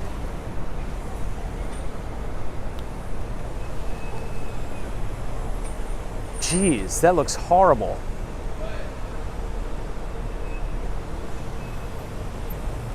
The whole car looks burnt out.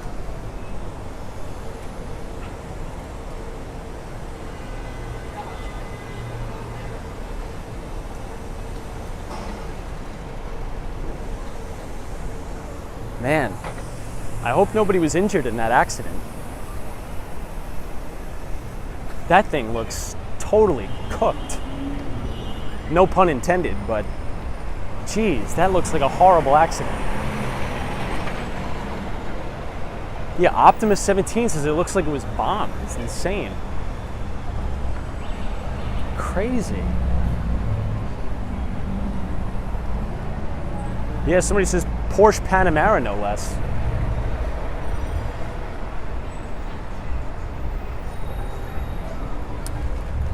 Danielle says best pizza spots. I think you're gonna have to go to Brooklyn for the best. So the best one is actually called DeFara, and it's located in Brooklyn. But Prince Street Pizza is pretty good. Made in New York Pizza is also really good on the Upper West Side.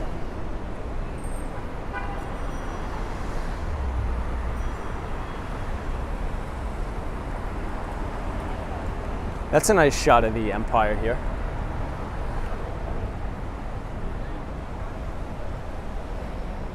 Yeah, Dan Zhang says RIP, that's a $100,000 sedan. Jeez. Well, I mean, if it's totaled like that, the insurance is probably just going to cover the entire thing.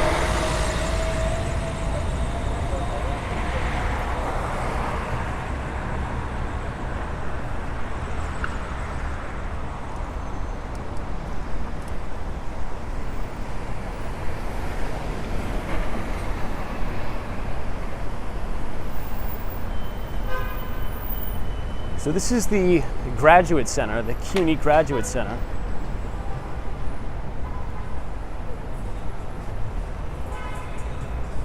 Hey, Looney Morales is here, good to see you. Yeah, Eric is like, I hope people made it out alive. I do too. That thing looked entirely engulfed in flames. Yeah, Mexar says, Tom, you should stream from up there one day. Maybe we'll do that.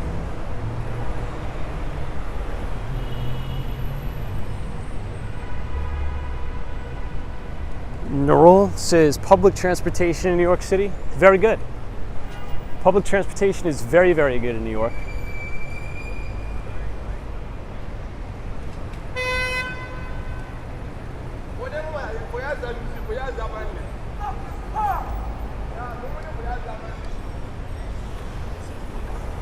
Well, FredEx, does that count for random shrieking? I think it may.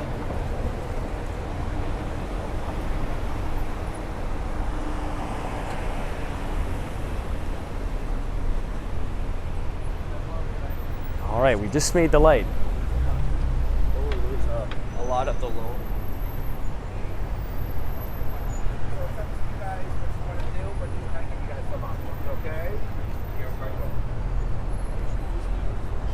Somebody says, what do you suggest eating at Take 31?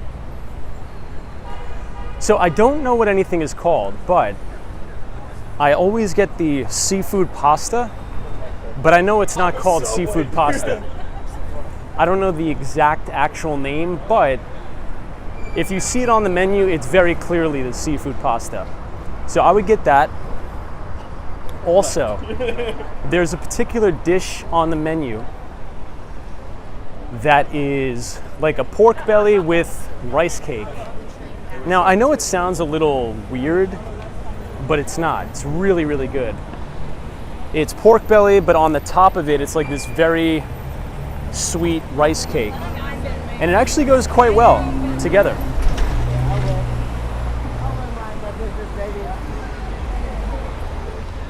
Charles Hong says, hey Tom, we'll be streaming tomorrow. Yes. So tomorrow's live stream, excuse me, hopefully the allergies will be gone by then. But tomorrow's live stream, we will be streaming from the Staten Island Ferry. So that will be the Sunday night live stream, Staten Island Ferry. Obviously, the market is closed on Monday. Stock market is closed. Hey, Anonymous Dude 123. So sounds delicious. It is. Good to see you, Anonymous. Welcome. Hey, Jimmy is here. What's up, Jimmy?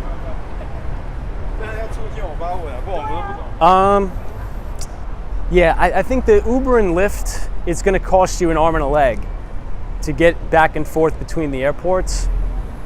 I would just take the subway if I were you.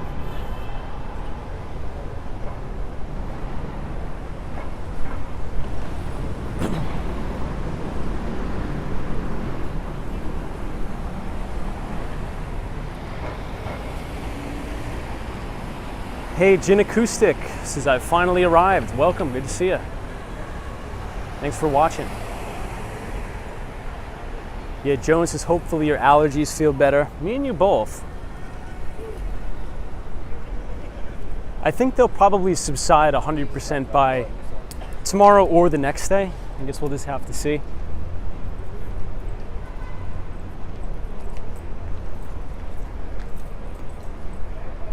Oh wow, check this out.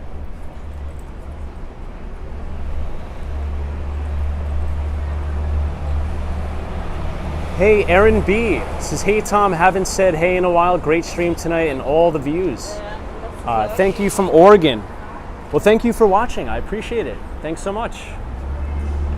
This is a nice view of the Empire here. This is walking northbound on 5th Avenue.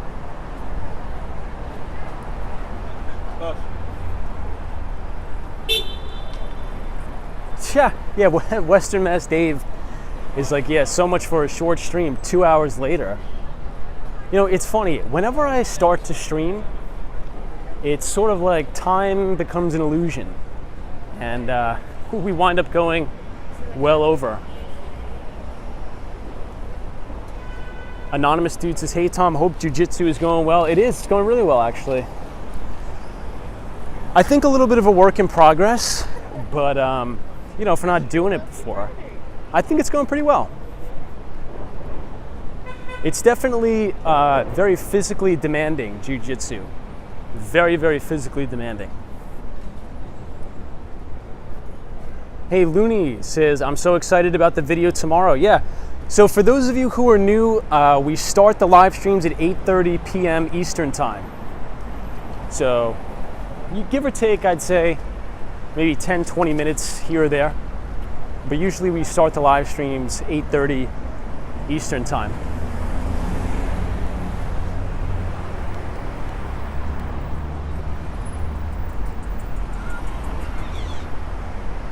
So the New York Public Library that we're coming up on,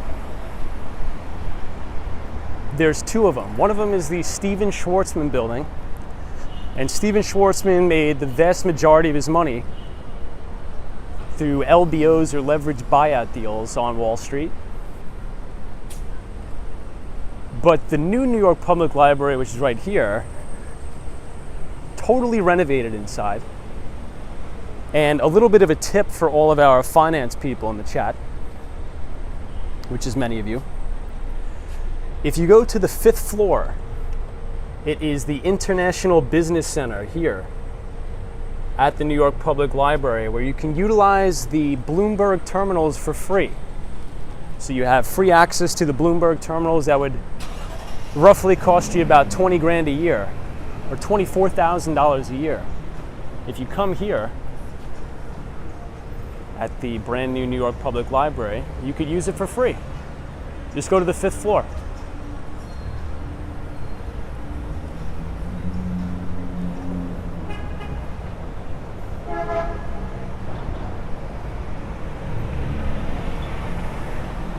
Hey, DJ A-Rod, what's up? Good to see you, DJ. Dew is here, says, wow, Tom, I just noticed the view count. Could it be a record? I think it may. I think it may be a record, which is crazy. So thank you everybody for watching. Much appreciated.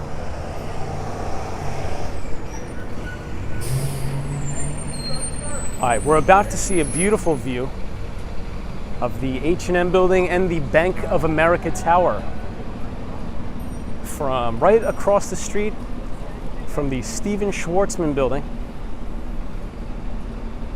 Look at how beautiful that is.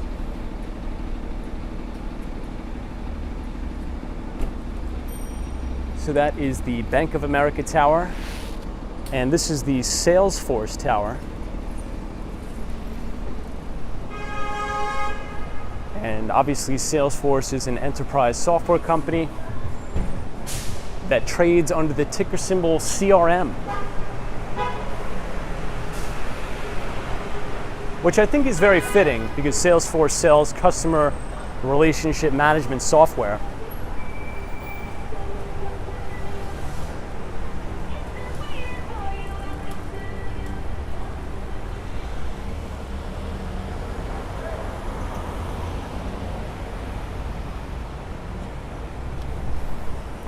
But everybody, we do have to conclude the stream, unfortunately.